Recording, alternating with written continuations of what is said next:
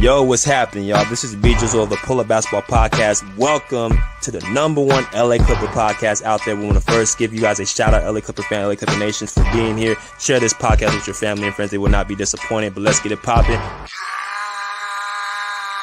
Pull up in motorcades. I got a show today. It's all I'm trying to do. Hustle and motivate. Choppers to throw away. Hustle the overweight. That's why they follow me, huh? They think I know the way. Cause I took control of things. Ballin' the solo way. And if you pattern my trend, I make you my protege. Slossin' that soldier race. Niggas don't know them days. Take you in back of the buildings. Make you expose your rage. Take you across the tracks. Make you explode the face. Now you official now. But you got a soul to say. I just been cooking that new. I'm about to drop in the few. Think if I call it the great, the people gon' call it the truth. I ain't really trip on the credit. I just paid all of my dues. I just respected the game. Now my name all in the news. Tripping on all of my moves. Quote me on this, got a lot more to prove. Remember I came in this bitch, fresh out the county with nothing to lose. For nothing, no. For the crown, oh, you. But I don't do this shit for nothing. No, not at all. You, but my money ring,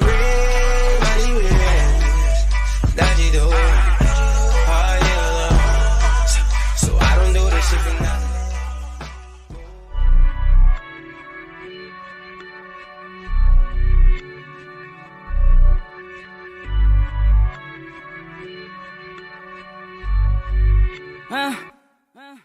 Rolling up some good, going up till we get faded. You know how we do it. Everybody take a flex on me. I got the keys to the city. I don't need no limousine. I turn up when I pull up and tell my booking agent book a show. Running around with the paper bag, running around with the paper bag. Going crazy spending all this cash. Going crazy spending all this cash. If I spend it, I'ma get it back. Even when I ride around dirty, a nigga don't need a seatbelt. A nigga don't need a seatbelt. Nah, it don't cost to keep it real. Run up, get done up. Shit can get real. Fuck around and get your ass rocked. Nigga, fuck around and take your shit. Got you asking God why. Drag your ass into an alley. Pull out aim for the target. Should've never been around the killers. In my town, we the fucking realest. No cheddar bars round here. I get the spray and they gon' get down. Ski mask over my face. Catch a body in broad day. Catch a body in broad day. I got the key to the city. I got a hold of Shadiddy. Talk to that bitch in Swahili. Tattoo my name in graffiti. Whack out your hood in graffiti.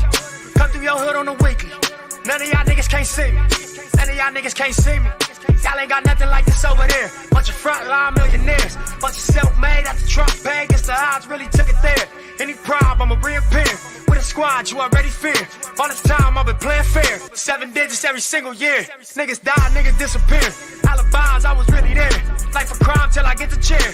Columbine in my trigger hair. Still I rise and I took the stairs. Feel a fire, it's a different glare. All these fights, it was never fair. Busting knuckles, still I'm swinging fears. Taste the salt inside my dripping tears. You should know I never had a fear. You should know I never had a shot, never had a chance till I took it here. Man, it's proud, but I see it clear. Strategize, I'm an engineer. Pick a side, gotta keep it there. Switching up, nigga, looking weird. I got the key to the city. I got a hold of Shadiddy. Talk to that bitch in Swahili. Tattoo my name in graffiti. Whack out your hood in graffiti. Come through your hood on the weekly. None of y'all niggas can't see me. None of y'all niggas can't see me.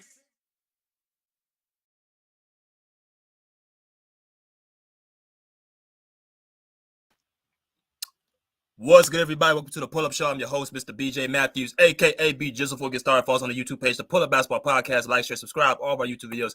Hit that like button. Y'all coming in here to share, subscribe. Hit that Cash App, $, BJ Matthews, $, BJ Matthews for all this great content. And make sure you guys support us for the daily, weekly, monthly, yearly service that we give to y'all, you know, through and through. Also, if you guys have not already, make sure you guys get your membership badges that are available. We have 3 different options: the LA Clipper badge, the pull-up badge, and the interview badge. They all give us 3 different perks. As y'all can see right here on the bottom, that's all the people that are membership badge holders. Shout out to my homegirl, Mercedes. In the comment section, she got her membership badge a couple weeks ago. And then shout out to my man, Danny Berry Sports and Highlights. He got his membership badge last week. So y'all continue to get y'all membership badges. But until then, make sure you guys smash the like button as y'all come in here, wipe your feet before you enter this house. let's go into the comments real quick. If you guys are in the comment section, please let me know. We should I have over 10 likes right now. Let's get these likes up. Max Vasio 999 said, did the show start? Well, it's starting right now. Hope you in the chat, my boy. Miss Cloud, I Prodigy, shout out to my homegirl. Mercedes, how you doing? Salute to my guy, the realist. What's good? BJ, what's good? How you doing? What's good? We are back at it. And like I said, if you guys, let me know y'all in the chat. I will make sure to shout y'all out. But when the show gets rolling, I will not be able to look at the chat as much. So make sure you guys, put y'all stuff in the chat box right now or at the beginning of the show. And one last thing also, make sure you guys drop your super stickers and super comments. If you have a comment you want to drop, make sure you guys hit that button right below the video that says thanks. You guys can drop a comment or drop a hit on that comment link on that $sign. And that way you guys can sit up there and actually give y'all donation to us as well. Shout out to the Max Vasio 99. He said Clippers would have beat the Celtics. Definitely agree on that. But this is a video not to talk about us. This is a video to talk about the new NBA championship. That's the Boston Celtics. They have become the new champions of the 2024 NBA season.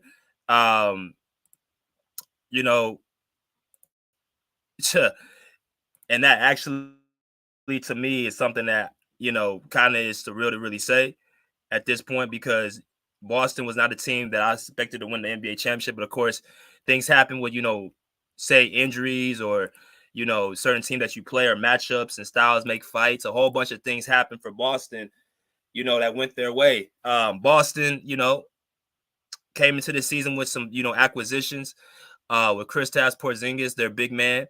And they got, Drew Holiday, that was actually somebody who was a Finals MVP, contender, right? Two big transactions. They, hired Joe Mazzulla, who is their, coach right now. I'm gonna go through a lot of different things, talking about the Boston Celtics, because one thing about them, I do respect the organization in terms of what they do as far as winning. Them winning this championship, they now have the most championships at any NBA team. They just now completed 18 titles, vice versa to the Lakers, who are at 17.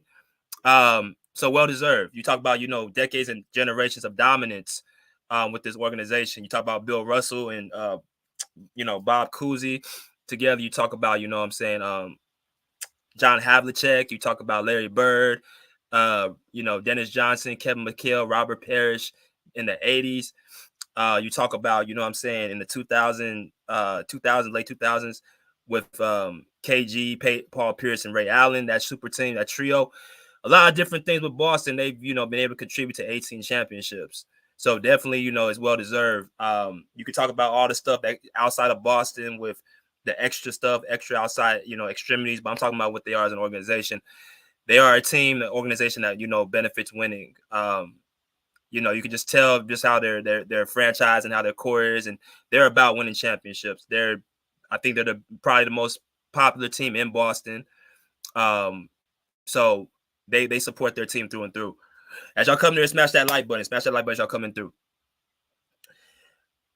Now, I'm going to depict yet a few things. I'm not going to really get too deep into the series. I just think Boston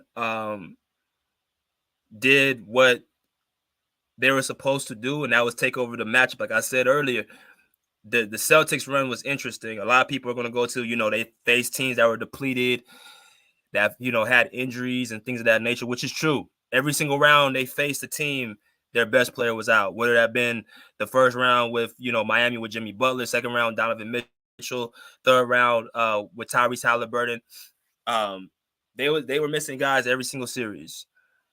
But the team they beat in the finals was in the Western Conference at fully strength, and they actually got a lot of momentum. A lot of people were going for the Mavericks and felt they had a good chance of, winning the NBA championship. And Boston proved that they are definitely a championship team, not just with their dynamic duo, Jason Tatum and Jaylen Brown, but the pieces around them, the Porzingis, the Drew Holidays, the Derek Whites, the Xavier Tillmans, Peyton Pritchard, Sam Hauser, them guys, they were able to, rally together and, pull through and, get this championship and prove that they're definitely a championship caliber team. And when somebody looks at the Celtics run since the Tatum and Brown era, you gotta remember this has been something they've been doing for the last 6 years, 6 seasons. They've been going to the conference finals. They've been going to the NBA finals. They've been, having a lot of success in that Eastern Conference. And when I took a deeper look into, how they've been doing it and, what's kind of been their, criteria and their formula, you kind of get to the nits and bolts of like how they've been able to have so much success. And like I told y'all before, make sure y'all smash that like button. Y'all come in here.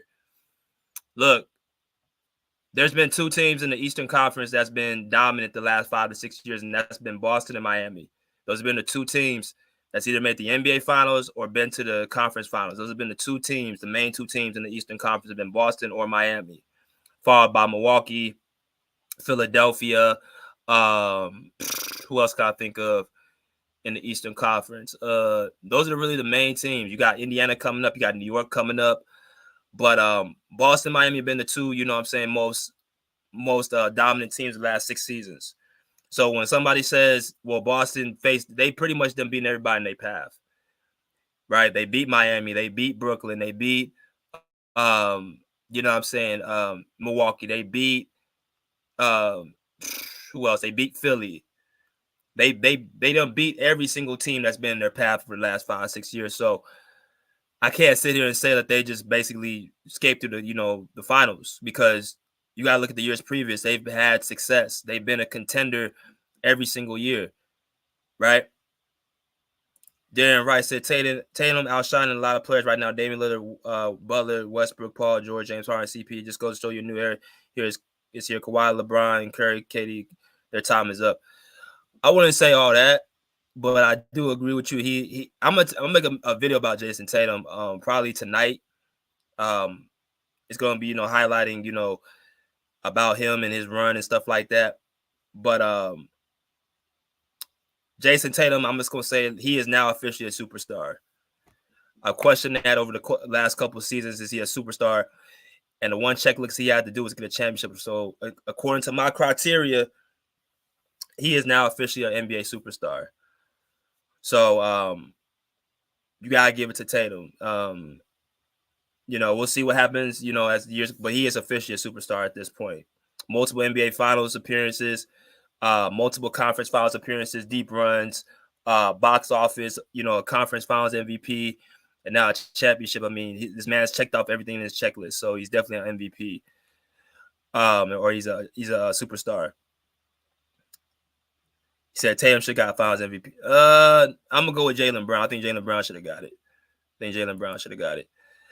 He said Luka Thomas coming. Yeah, hopefully. I'm gonna talk about the Mavericks as well. I'm gonna get on them probably within the next couple of days, because I got a lot of stuff to pound about them, because this right now is about the Celtics.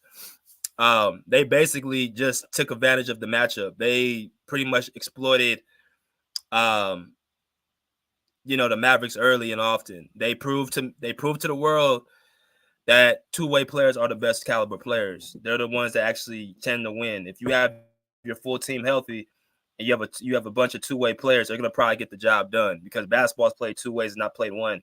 So if you got guys who are just great at offense on one side of the basketball, that's not going to pay dividends, on the other side.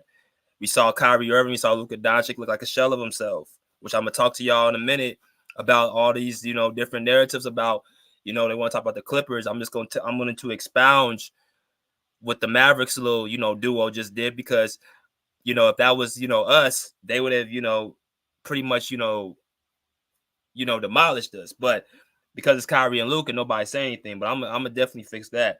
But Boston, back to them. You got guys, and here's Al Horford as well. You got guys who basically, been trying to get over the hump over the last 6 seasons. You got, Al Horford. You got Jaylen Brown, Jason Tatum, Derek White. These guys have been trying to get over the hump for the last 5 years. And it just so happens it was able to happen in, this type of fashion. Something else I realized too, when you go through a situation where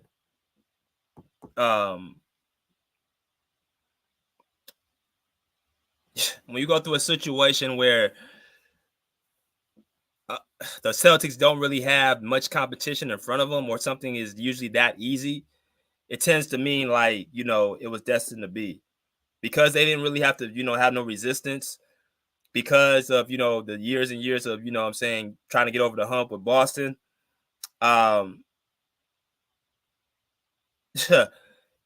That's why you kind of saw what you saw this playoffs. Maybe that might have been the reason why that, they had such an easy run, because it was just their time. Now, yet next year can, go completely opposite. And then it could be Boston was a one and done like Milwaukee, or like Toronto, or like the Lakers, or, like Golden State, or like, Denver. Like all these teams are been one and done champ. There hasn't been not a back-to-back championship since the Warriors in 17-18.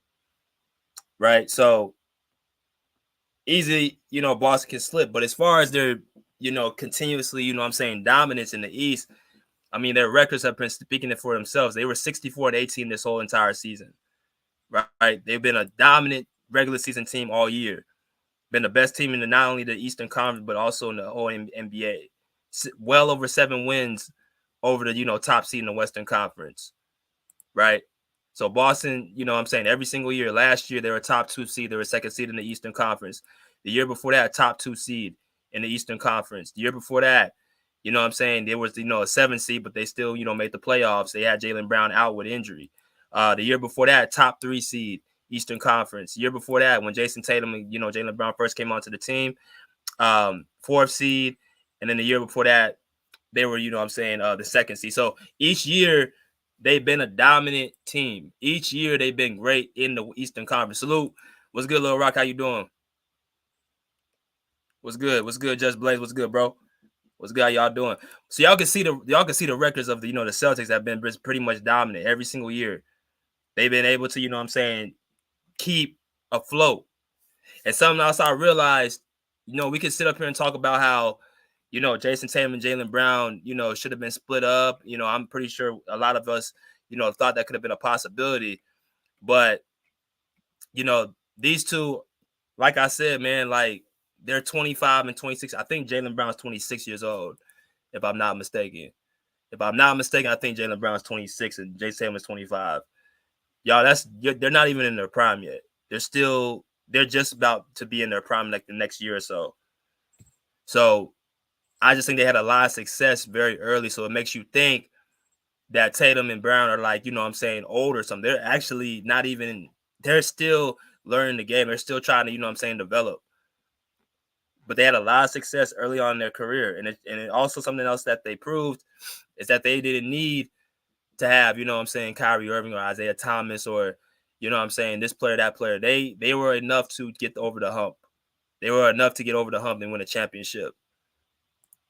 Right? So I want to talk a little bit about Jason Tatum and Jaylen Brown.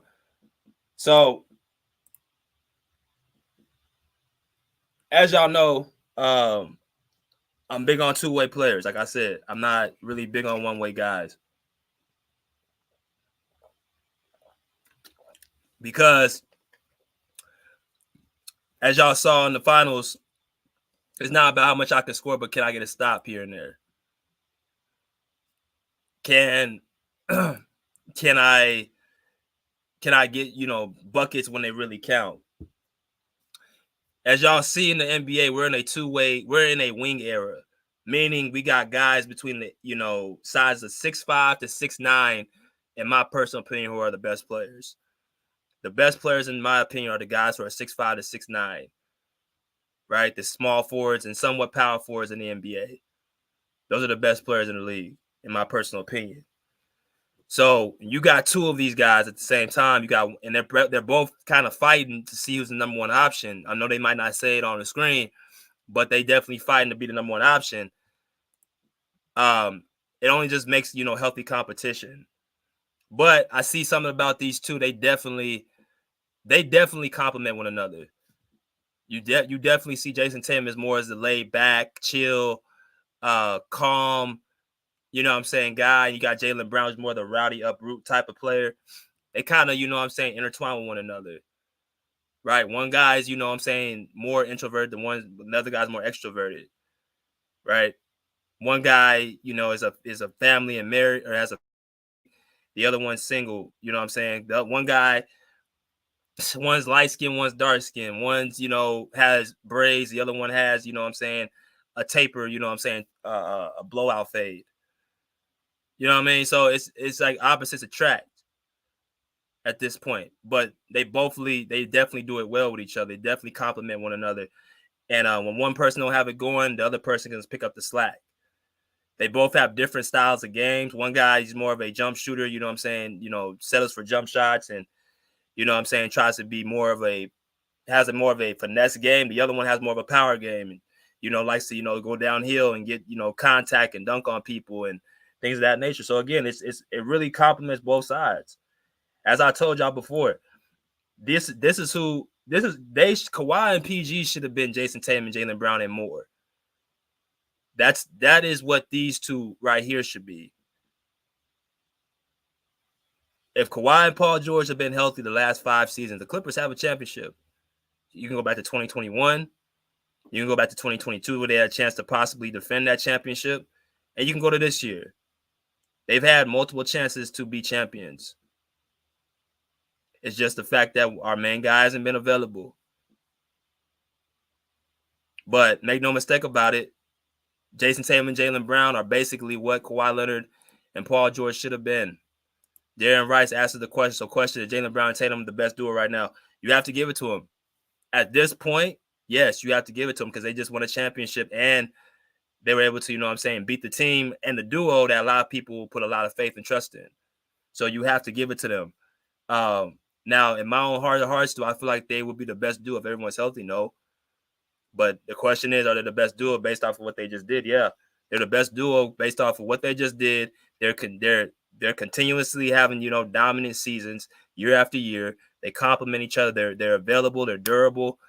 They've beaten everybody in their path. So it's really no other duo you can say is better than them. I mean, y'all could put in the chat box who's a better duo than Jason Tatum and Jaylen Brown at this point. I don't think you can really put.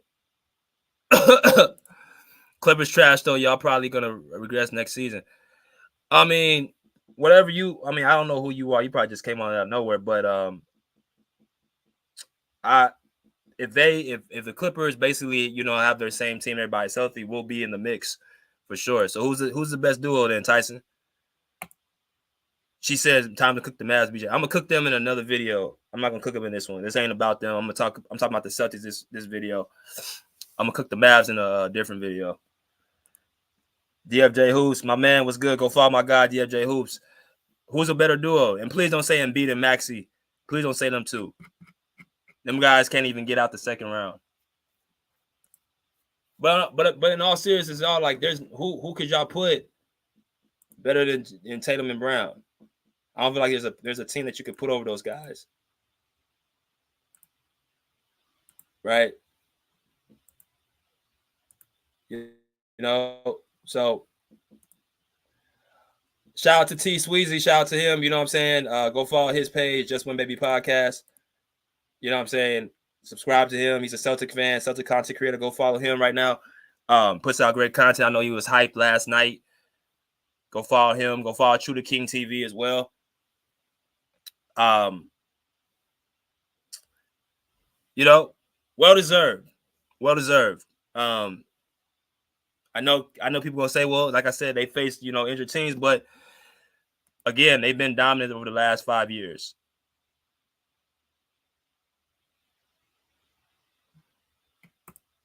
If you put that supporting cast around a lot of I think they would have success. Well, what type of success are we talking about? Because there ain't got no alls. There's not a supers team. They got a bunch of guys who are just, solid. KP was on Dallas, the same team that they just got beat by, that they just destroyed. People thought KP wasn't even a second option.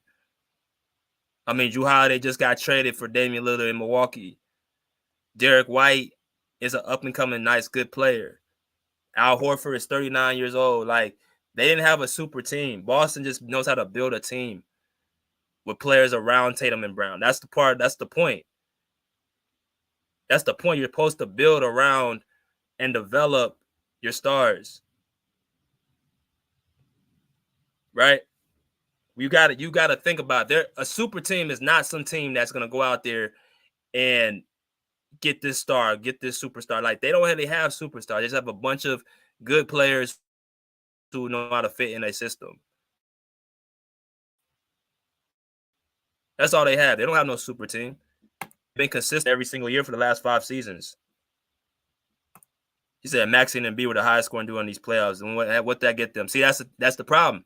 That's the problem. They can only play one way. They can only play one way. They can't play 2 ways. See, that's why Dallas got destroyed, because they can only play one way. One way teams do not win championships.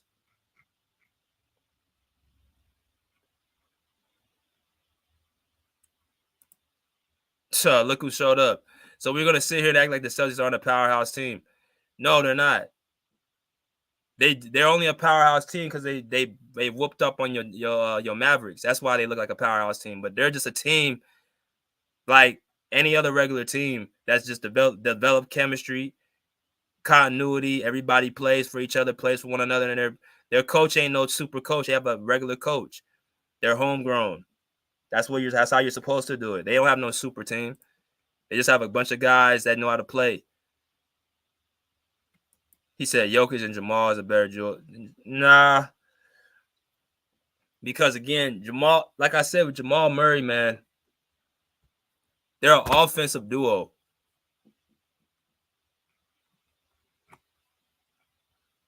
They're not a better duo.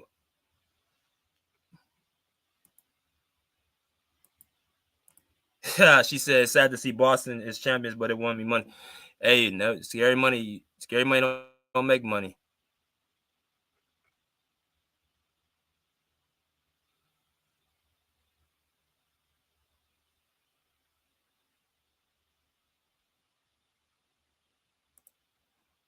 Yeah. Look. Okay.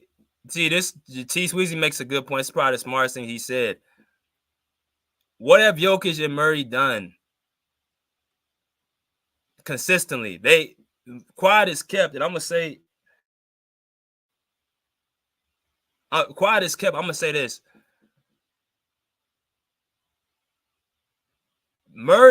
Since Murray is out of a series, Jokic has been going home in the first, second round, or getting swept or gentlemen swept. They haven't had enough success consistently to be considered better than Tatum and Brown. Like I just mentioned, Tatum and Brown, no matter who's around their team, whether it was Marcus Smart, whether it was Grant Williams, whether it was Robert Williams, who it was, they came into the league automatically having success. And they carried on that success until after their guys left. People say, well, people say that Isaiah Thomas and Kyrie Irving did this, that, and the other. Well, when they left the team, they still were going to conference finals. As a matter of fact, when they left the team, that's when they went to the NBA finals. And like I said, they're 25 and 26 years old. Yes, homegrown. Homegrown. Their 2 best players are homegrown. That's what homegrown means, Tyson. Their 2 best players are homegrown. They did not go out there and recruit all these superstars. They recruited good players.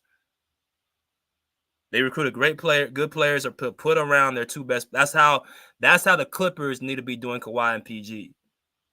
If y'all trying to sit here and try to make it where that's such a bad thing, they have players who complement their 2 best players, then that's the wrong way of thinking. That's how you're supposed to build a team.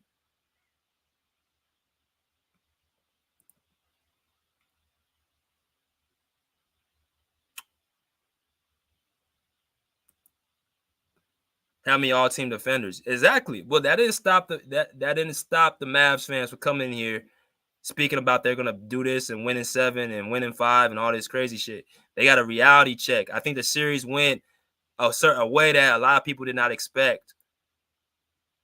But once the Mavericks faced a fully actual team who plays defense, then they got sent home. I don't think a lot of people expected this to happen. I'm gonna be completely honest. I didn't expect it to be I thought the Celtics were gonna win, but not in no 5 games. Not no 5 games. That was kind of, and the way they did it, how they took out Kyrie Irving out the series, which, by the way, I think Kyrie Irving has a real psychological hold against that Celtic fan base. You know, you could just see the difference in his mentality when he goes to Boston. Right? And then Luka, you could quiet as kept. Jaylen Brown's been owning Luka Doncic since he's been in the league. Right? He's been owning Luka Doncic since he's been in the league. So that kind of, you know, a lot of people don't talk about, but you know, Luka's been getting kind of owned by Jaylen Brown. He loves that matchup. He said you can't be the best duo when one of the players shooting 38% from the field against a subpar defense. Huh? Andre, what the hell are you talking about?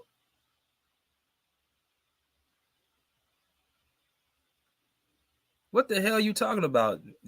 I'm talking about winning. What's their winning percentage? What's their winning percentage, bro? That's y'all worried about, you know, numbers as far as I'm talking about what is their winning percentage? Like, you know what I'm saying? Do they win? Do they win, you know, conference championships? Do they go to the NBA finals? And the answer is yes. The answer is yes. So let me see. Let me look through a few other comments in here. Salute to you know, Camden Hooper. What's good, bro? Luka averaged 28, 8, and 5. What, man? I'm gonna cook Luka in a different video. Y'all go. You make sure you hear Slow 757, because that injury. Here comes that injury report again.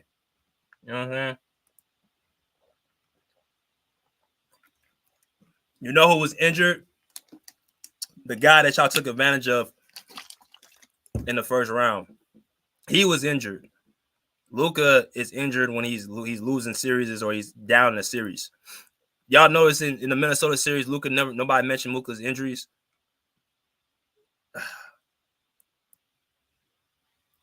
Clippers versus Celtics. Yeah, well, that's a very, very that's a very, you know, stretch, because I don't know if Kawhi is all on Kawhi if he's healthy. Memphis Grizzlies are down. Man, Memphis ain't coming out no fucking West. They ain't coming out no fucking West, man. Stop it. So you gonna trust Jaren Jackson and Desmond Bane to lead you? Man, fuck out of here. They not. If they might have a Dallas run if they face injured teams. Man, Memphis ain't winning ain't going to get out no damn West. I stopped reading that comment after that.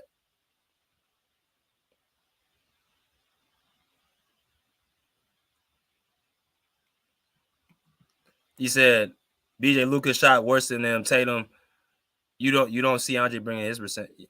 See, I can accept Tatum shooting bad from the field because he's a two-way player. Luka don't have to play. He's not required to play defense. So if you out here shot chucking, shot jacking, and having bad percentage, that just means you just a lazy, fat motherfucker who don't like to, you know what I'm saying, take advantage of your, you know, mismatch. Like, you just checking up shots. That's all you're doing. Luka don't have to be required to play defense. So why is your percentage low? Tatum has to play defense. He has to rebound. He has to protect the rim. Luka don't have to do none of that. All he has to do is score and play make. That's it. You shouldn't be shooting, and you damn sure shouldn't be shooting 75% from the free throw line.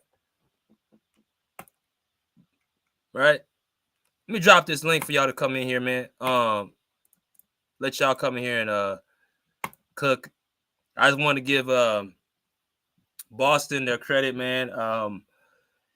They've beaten everybody out in the East.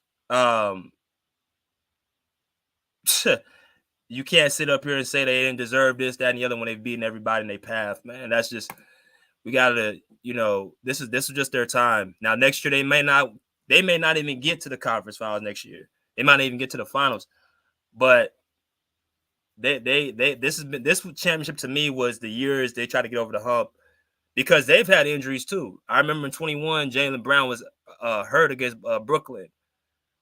Right. I remember last year with Tatum, he's going down in game 7. You know what I'm saying? So injuries at the end of the day, it happens at the run. I mean, we know better than anybody.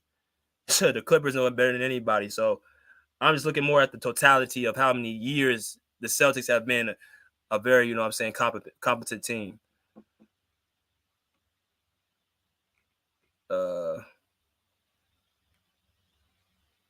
Let's see. Can't be mad we overachieved.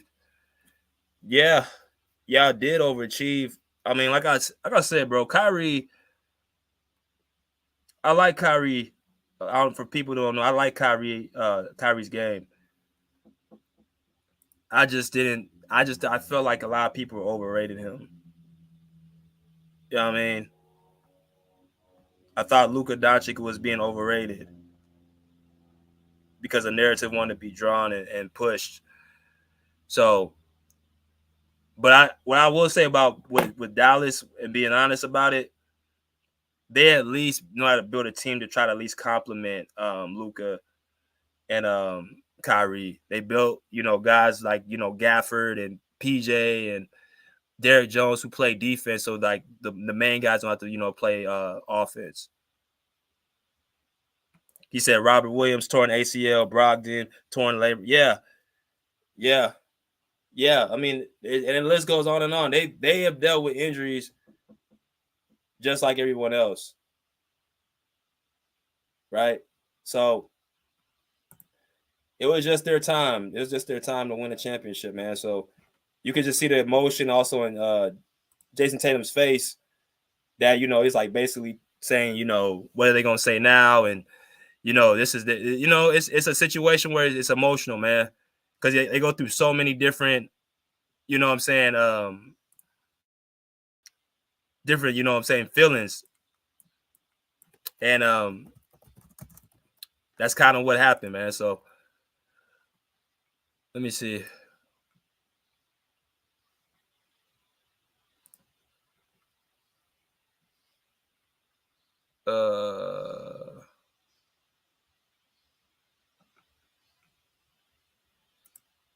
So I just dropped the link for y'all if you want to come in here, man, and cook. I'm about to, continuously play some more Celtic videos, man. Like I said, this is their day. They got the championship. They got it done. So, got to give them their just due, their credit. Hopefully we can finally get over the injury hump next year. Like I would love to play Boston. I think that we match up well against them. This came down to more so matchups. It came down to more so, and Slow 757 said, Luke Porzingis didn't really have to do nothing. That's a damn lie. Porzingis gave Boston something that the Mavericks could not adjust to. They gave something that the Mavericks could not adjust to, and that was that stretch 5 who can space the floor, who can, get that elbow, that pinch post. He gave him a different look. That's what Kristaps Porzingis did. You gotta remember too. People talk about Kyrie Irving had it out for Boston. You gotta remember KP got scapegoated out of Dallas. People said KP wasn't really worth a damn in Dallas. So you don't think he was motivated to play this series? What did he average this year? I'm trying to see what did he average this series? It had to be somewhere in the double figures, but let me see. See what he did. So he had a 20-point game performance in game 1, 12 in game 2. He didn't play in games 3 and 4. And he had 5 points last night. So you got, like I said, the first game he pretty much was the best player. Him and Jaylen Brown. So the second game he was pretty he was efficient until he got hurt again. So KP was definitely he's a cheat code. Definitely a cheat code.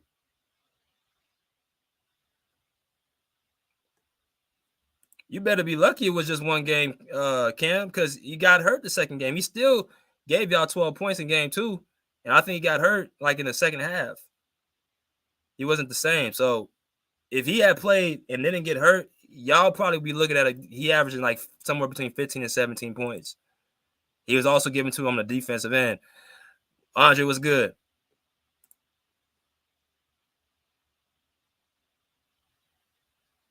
You on mute. Oh yeah, my fault. But salute BJ, salute to the panel, salute to the channel. Yeah, first of all, congratulations to the Boston Celtics on championship number 18. This was definitely a dominant playoff run for the Boston Celtics. Went 16-3, only lost one game on the road. It was a dominant run. So yeah, you gotta give them their props. Give Jason Tatum his props. I think Jason Tatum is a superstar in my opinion as well, because they got it done. So you have to give it to him. Jaylen Brown definitely deserved the Finals MVP, and Boston as a team, they deserved to win this championship.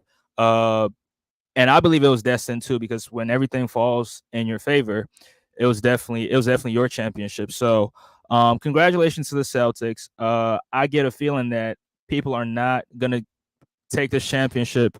They're not gonna validate them winning the championship. So it's gonna feel like, yo, we gotta win this. We gotta win the we gotta win the next championship, because people are not gonna respect this championship because we went up against teams that was hurt. And yeah, I was about to say that, but yeah, congratulations to the Celtics. They went up against a Dallas Mavericks team. They were clearly the better team. And you can't really blame Dallas because, nobody even picked them to be in the finals. But they should have stepped up. They should have played better. But they didn't do it. So we got to give the Celtics their props. Shout out to Drew Holiday, who was scapegoated back in Milwaukee for losing, for getting demolished by Jimmy Butler in that first round. So I'm glad he showed up in the finals, averaged 14 points on 50, 40, 90 splits. He was great defensively, great offensively, and he impacted the game in multiple ways that it's not always going to show up on the box score. I think in game 2 he led the team in scoring, but overall he was very, very impactful on both sides of the floor. He did what he was supposed to do as a fourth or third option on certain nights, and he thrived in that role. And I think that role that they had him in Milwaukee, that was not really suitable for his game, because if he's the second option with Chris Middleton being hurt, if he's the second option, he has to be the best defensive player on the floor. It's not a lot of players that can really do that. So I'm glad he got to Boston. He thrived in his role, and the Sixers are very, very dumb for trading him, because the Sixers drafted Drew Holiday. But congratulations to the Celtics. When you talk about the duo, I brought that. I put that comment in there because Jason Tatum did not play very good in terms of scoring the basketball. That's why I'm saying that they can't really be the best duo in the league. Jaylen Brown was fine in my opinion, offensively and defensively, but Jason Tatum, just because of how inefficient he was from the field, that's why I'm putting another duo over them. But as a team, yeah, they get it done. They get to the conference finals. But as a duo, I just think that their team also backs them up in certain ways that people don't really talk about. So does that take away from it if their team backs them up? Nah, but BJ, we talking about the duo. So if we're talking about the duo, then we got to put those guys aside and talk about these two players. And when we talk about these two players, oh, go ahead, my fault. So who's done more than these two players in the last 6 years? Wait, what's the meaning of doing more? Winning a championship or getting there and not? Winning what does it mean? All NBA teams, all defensive teams, conference finals appearances. What duo has done more than these two? Me personally, I give it to Jokic and Murray. Now, yeah, I know people are going to say, oh, they lost in the second round, but that's a team thing. But when you talk about the duo, those two balled out. But with Jaylen Brown and Jason Tatum, Jason Tatum didn't really ball out in these playoffs. He started balling out in the conference finals and in the finals. In the first two playoff series, he was mediocre. He was not playing at a first team All NBA standards. That's why I'm not giving him that. Okay, so he's been how many first NBA All teams has he had? He's had Jason Tatum 2. He's had 2 All NBA first teams, and he's had 5. What he's 1, 2, 3, 4. Yeah, he's been an All NBA team player for the last 4 years? 3 years. I would say 3 years. Okay. Yeah. Let me look this up. Let me put this on Basketball Reference because I want to put this. You said Murray and Jokic? Mm-hmm. They've done more than Tatum and Brown? As a duo, yeah. What have they done? They've won championship. They've won a championship just like Tatum. Right. I mean, Jokic just won the MVP, right? Made multiple All-Star teams as well, and they had a dominant run. Like, bro, Jamal Murray was balling in last year's playoffs. Jason Tatum didn't really ball out in this year's playoffs. I'm not just talking about accomplishments. I'm talking about production on the floor as well. I mean, Jamal Murray was averaging 30 on 50, 40, 90 splits. You can't really say that about any of these guys. And Jokic, we know he dominated last year, leading the entire playoffs in points, rebounds, and assists. So you do know that Murray and Jokic didn't become relevant to 2021, right? That's how they got their name, by beating us. Right, 2020. Yeah. Right. Okay, so before that, what were they doing? Before that, what were they doing? I mean, nothing. Right. Nothing. Right. So Tatum and Brown, they made to the conference finals as rookies. Right, but they were not the sole contributors, though. No, I take that back. I take that back. Right, but I mean, right. BJ, you always tell me that the tough West, so we got to give them something when they play in the tough West, right? And Jason Tatum and Jaylen Brown are playing in the weak East, so we got to give Jokic and Murray, we got to give them some props for playing in the tough West. So you calling the Sixers weak? Are the Sixers weak? Because you said they can't get out the second round. So you said the Sixers it's a weak East, so you calling the Sixers weak? Yeah, because they haven't been out the second round. Yeah. Okay, so now we gonna be penalizing people for who they played. Nah, BJ, nah. You try to twist this, and you try to turn this into something completely different. They just beat the shit out of a Western Conference team in 5 games. Yeah, they did. Yeah, we're giving them credit, but they were a significantly better team, though. They only became better once they beat the shit out them. You had a lot of Mavs fans coming in here saying that the Mavs were going to win this series in 5. I did a poll, and you had a lot of people picking the Mavs over the Celtics. Now they had a better team. Right. I mean, BJ, we know that. I mean, they were the best team in the regular season. They won 64 games in the regular season. So, I mean, I don't think it was even a question. They were top 5 in offense, top 5 in defense. They were top 5 in almost every category that existed. So they were clearly all this shit I kept hearing about the Celtics being frauds. Then, I mean, I didn't say they were frauds. It was from the other ticket and those other guys that don't really like the Celtics. They were calling them frauds, but I heard a lot of people calling the Celtics frauds, and I don't think T. Sweezy can attribute to that. There were a lot of people that did not think the Celtics were the real deal. Yeah, and they were making that assumption because of what happened in 2022, but they were not focusing on this year and looking at what they did this year and calling them frauds. Me personally, I didn't think they were frauds. I don't subscribe to that fraud logic because they got there and lost. I mean, sometimes you lose and you learn something from it. So I never called them frauds myself. I mean, so you never thought they were frauds when they were facing these teams in the playoffs without their best player. You never said fraud, not one time. Never. I picked them in every series they played in this year's playoffs. With their best player? Yeah.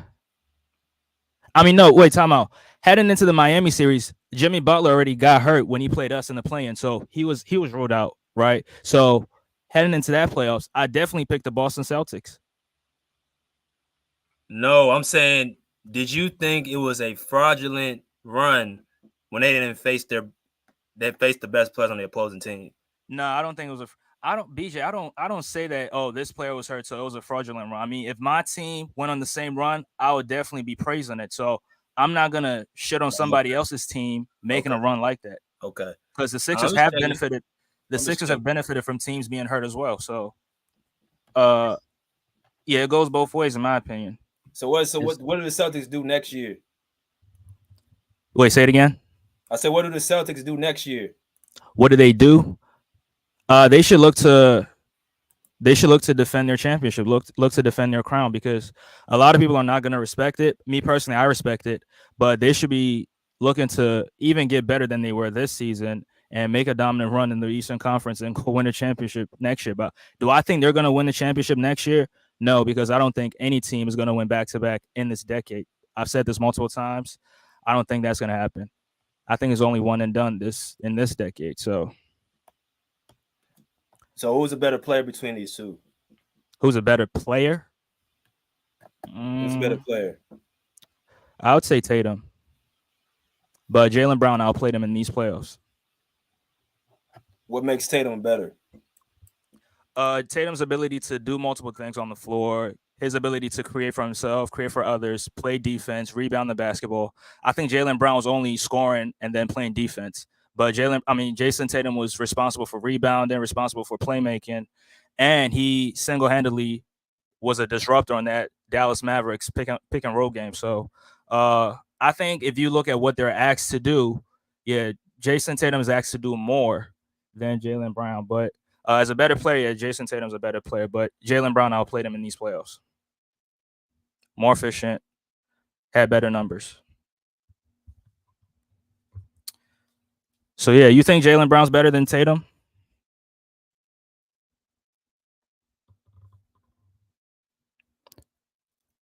You still there, BJ? Yeah, I'm here. I'm thinking. I'm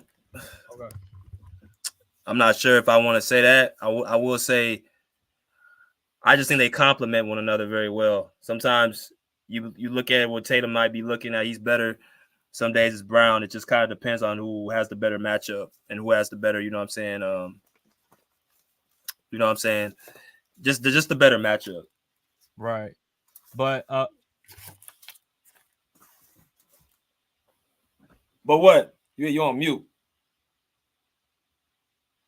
But if you look at these finals, right, and calling Jason Tatum and Jaylen Brown the best duo, I mean, looking at Tatum's performance, I mean, scoring the basketball wise, like, are you confident in calling them the best duo? And if so, why? Okay, so the best duo to me, like I said, it comes to. Let me just pull this up so y'all can see this. As y'all come here, smash the like button. We should have over 40 likes in here. Let's get these likes up, y'all. Let me just go ahead and pull this up. So, 5-time All-Star, NBA champion, 4-time All-NBA player. Like you said, 3. He's 4-time. 4-time All-NBA. My fault. All-Rookie his first year. Eastern Conference Finals MVP. All-Star MVP in 2022-23. So, if you look at just his statistics and his accomplishments, he's 25 years old. He's only 25. What 25-year-old has accomplished that amount at that age? Luka. So Luka got a championship? Nah, you didn't say championship the first time. That's why I said Luka. Right. But, So you don't have a championship? Right. Go ahead. Right. He don't have the championship. But if you talk about All-Stars, All-NBAs, Western Conference Finals MVP, I mean, Luka has that. He doesn't have the championship yet. So, okay. So, I see what you're saying. But what about Jaylen Brown? What about him? I mean, he doesn't have what Tatum has. Okay, let's look at what he has. Look at Jaylen Brown. Because you said duo. So you said duo. So he's a 3-time All-Star, NBA champion, All-NBA player, All-Rookie, and Eastern Conference Finals MVP. And then you got the NBA Finals MVP. Right. So you talk about duo in a combination. Has Jokic and Murray done all these things? No. Because I don't even think Jamal Murray's been to an All-Star game. Has he? Let me check.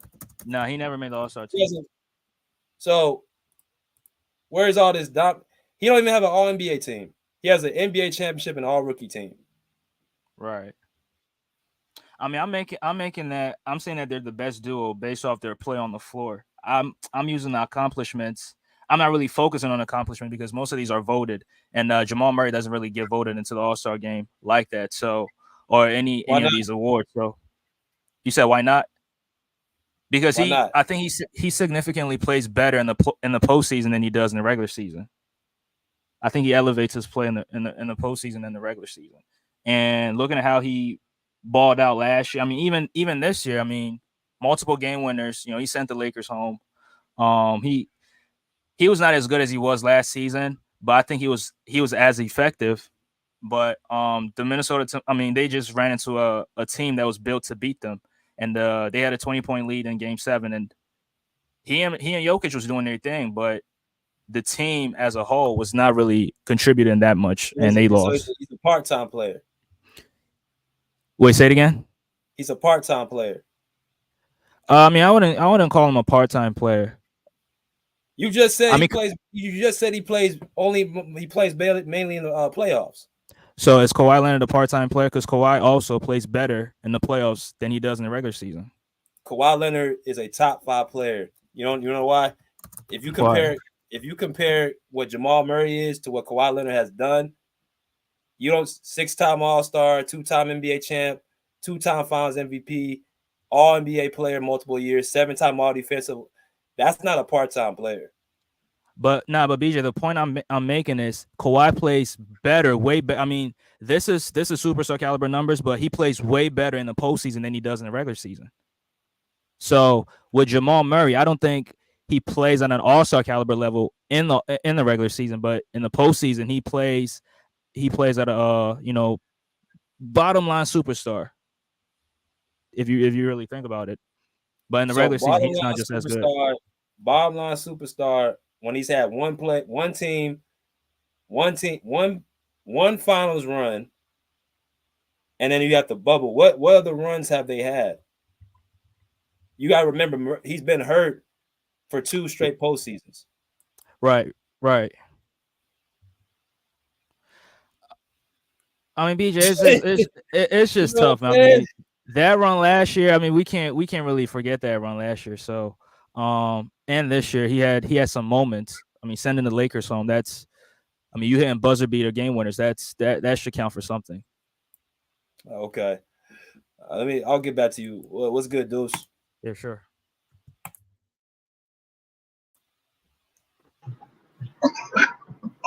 Hey, let me fix my audio, bro. I'm gonna come back in.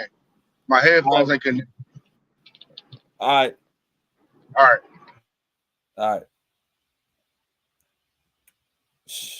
Yeah, I don't know. I think even Embiid and Maxey deserve to be in this conversation, to be honest with you. How? BJ, they were the highest scoring duo in the playoffs. So that means nothing. It's process. How long y'all been on this process shit? 11 years. Yeah, man. The process is that Maxey, if Embiid and Maxey, if they were that great, then y'all wouldn't be recruiting PG. Right. But I mean, if you talk about duo, I just think that the production you should consider the production more than the accomplishments, because most of these are being voted. Just like I forgot who said that.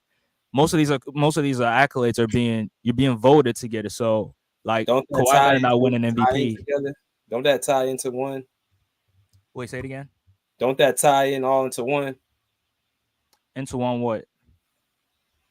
Your production and your play, don't that all tie into one?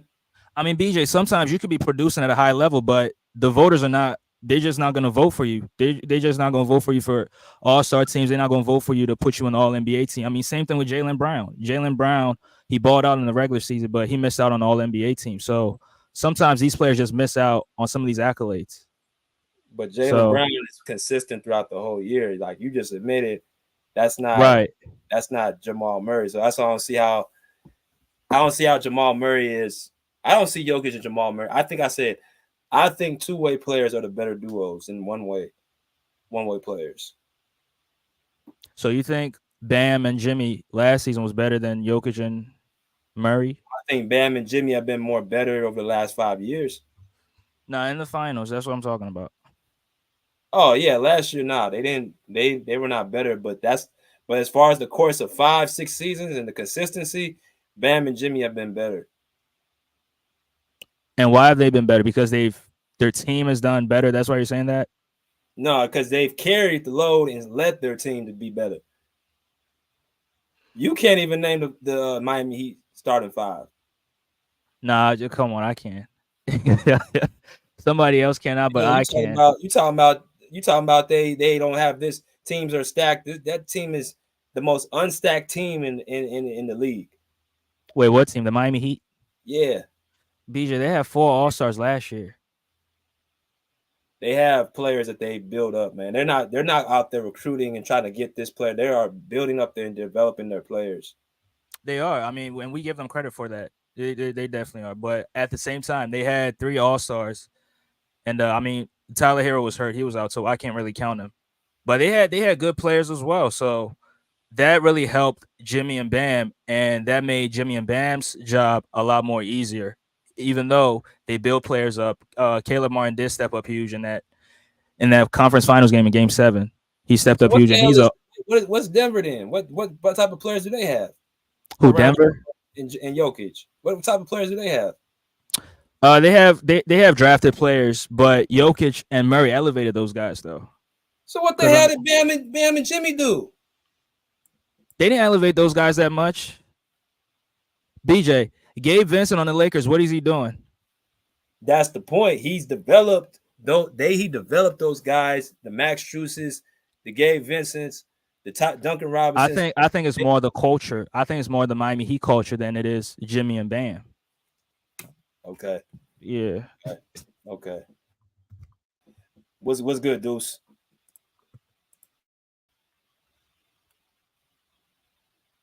You on mute, bro? Oh man, his earphones is messed up. I don't know, man. I'm just a component of winning and success. Your production, if your play is so great, you should be able to, capitalize on it. Yo, Deuce, you in? You gotta turn your mic on.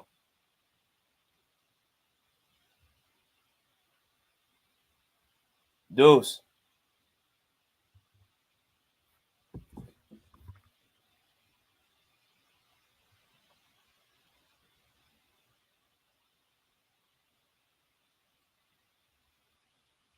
You still there, Andre?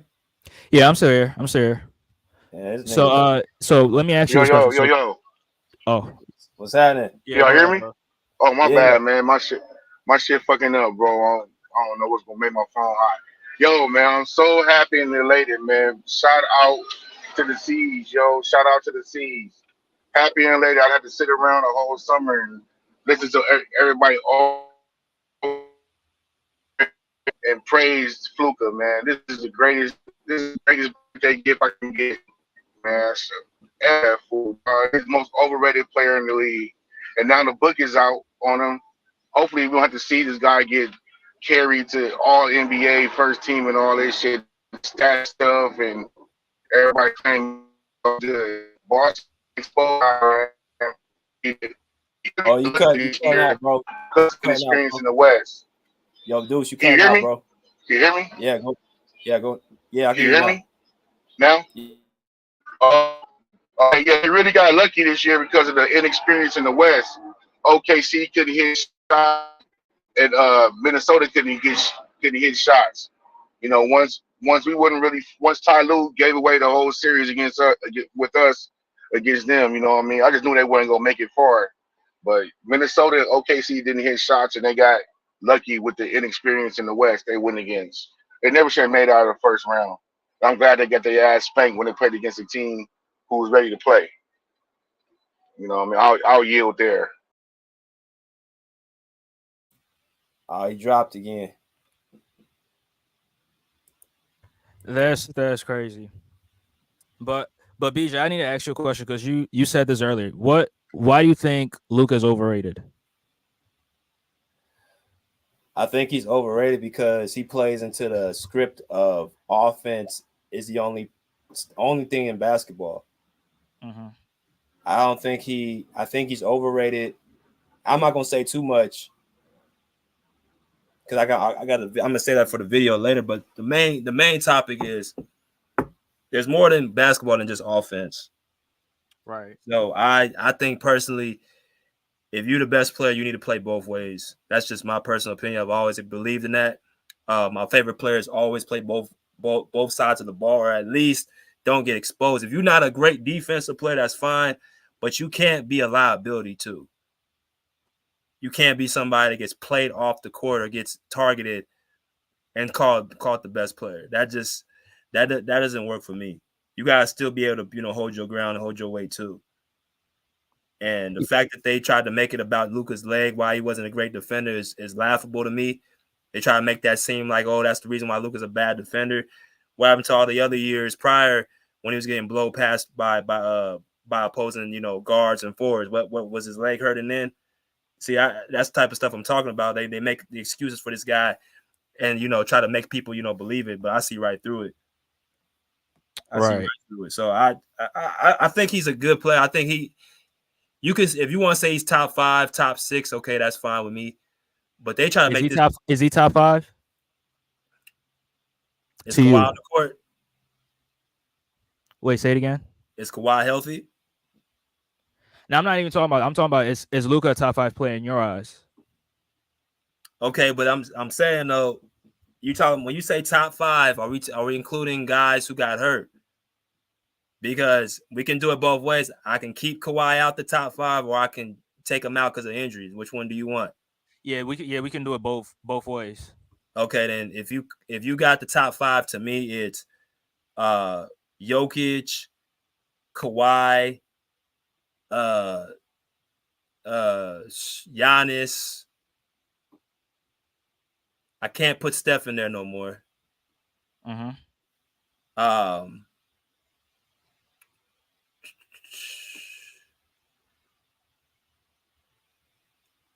It's SGA top 5.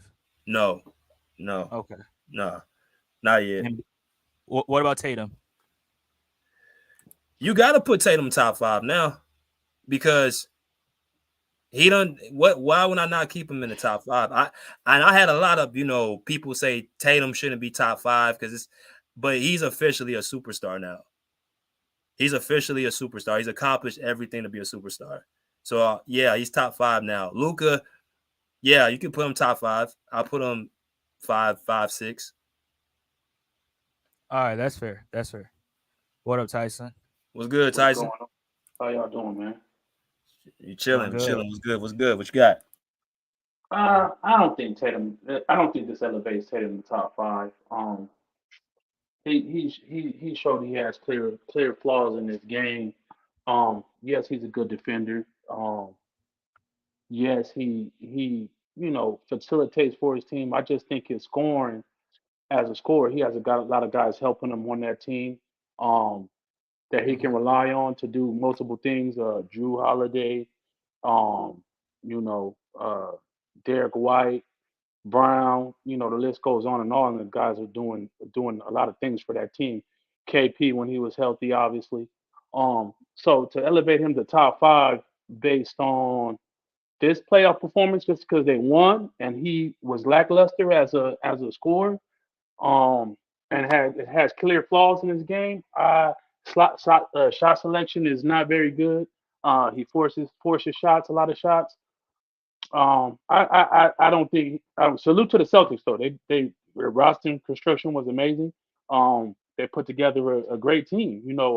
A great defensive team. So just to just vault Jason Tatum to top 5 because of that, I don't think that's fair to just base it off of winning. That to me, that's the clear definition of winning bias. But salute to the Celtics as a team. They were very good. So Yeah, I agree. who would you put in the top 5? I still got Embiid as a top 5 player. I still got AD as a top 5 player. I still got Giannis as a Anthony top 5 Davis? player. What? Yeah. Wow.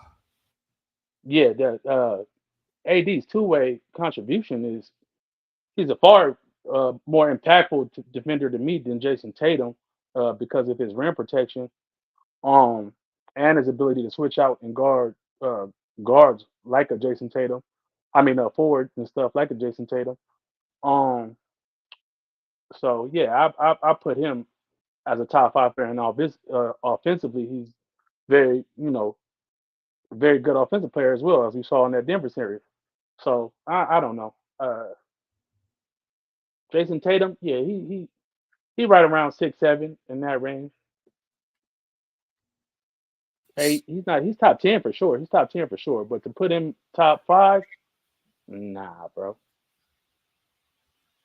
So AD, Jokic, Embiid. You say Luka? Giannis and Luka, yeah. Okay.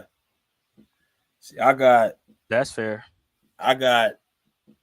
Jokic, Y, Luka, Giannis, and Tatum. I can't put Embiid in top 5. I Why is can't put that? him there because you can't be top 5 and keep getting eliminated in the second round. His numbers are great in the regular season, but you gotta be able to take your team, and it might be injuries. Okay, well, if that's I'm about to say, injuries, if injuries are the problem, then you gotta put Kawhi in there okay, But because. put BJ, Kawhi. that goes Fine. against your argument for Kawhi though, because Kawhi has missed the last 3 postseasons. But Why? How you gonna use I've for seen Embiid? because Kawhi's shown me he can take his team to the finals. He showed me he could take his team to When? multiple. Well, he did that 6 years ago. We He talking was about top on. five right He was now. on. He's the same dude. He was not only was the same dude. He's a Mhm. better version than he was in Toronto. BJ, He's that's more. not fair. We He's talking more. about top five right now. But MB cannot be in the top 5 if he can't get his team past the conference finals. He has not had even last year. The same dude that y'all keeping Tatum out is the same dude that scored 50 points against Embiid in Philly and eliminate him. No, Yeah, Tatum had a great game, that's true. but throughout the playoffs, he's been very inconsistent. He had a great game, So what is but throughout, Embiid? huh? So what's Embiid? I don't think Embiid is inconsistent. I think he gives you solid play. In the playoffs, I think his injuries has caused him to be inconsistent at times. But that he had clear injuries in a lot of those playoff runs. So injuries and hurt is 2 different things to me. If you hurt, Right, but if you go out there hurt and is man up, hurt if is. you clearly compromise, BJ, that's still, you still limited as a player. So if we're not seeing the same player, and it's obviously due to something that's ailing you, I'm not going to hold that against you. So if you're not on the court, you know what I'm saying. You get more praise than the player being on the court. That's hobbled. I've seen Kawhi Leonard play a whole full playoff, not just one series. He played a Well, whole playoff run with a hurt hampered leg and won a We're not even championship. going. We're not going to Kawhi, bro. Kawhi is great. I'm not dismissing Kawhi as a great player. That's not my point. I said several times that Kawhi is a great player, and he's played through injuries. He's done those things. So you keep going to Kawhi like I'm saying something bad about Kawhi, and I'm not. But Kawhi and Embiid are on the same. They have the same problem, injuries. But Embiid gets in Right. the top 5 when he can't even get his team to the past second round. But Kawhi can't be in the top 5. Well, again, Embiid, has had MVP caliber seasons, and then in the playoffs he's been injured. Kawhi over the last 5 or 6 years he's been low managing, doing all those type of things in the regular season, and then he's not healthy in the playoffs. We've seen Embiid have great regular season, MVP caliber seasons, and then an injury or his team construction, whatever have you, has led him to fail in the playoffs. But just player for player, again, I think Embiid is a top 5 player in the league. You can argue with me about his playoff impact through injured seasons. This year he played great. You know what I'm saying? But that roster construction, those type of things, But it was the Boston Celtics a far better team than player for player than the Philadelphia 76ers. I think you would agree that they were, right? Wait, say it again. Right. Was the Boston Celtics a far better roster construction and a better team than the Boston Celtics? Then the Or Sixers, you mean? Boston Celtics were a far better team than the Sixers. Yeah. But okay, but see, this is where I don't like though. We only say a team's better after they done won. I've seen No, Embiid have great teams around him who's came into the regular season saying they're going to go to the championship. Andre, how many times have the Sixers been a team favorite to get to the conference finals? oh, I Favorites agree. one time, 2021. So 21. I remember in 2019 they were favored to beat the Nah, Raptors. Raptors were favorites. Stop it. No. I was told it was Philadelphia was favored in 19. Nah, the Over Raptors were over. favored in that series.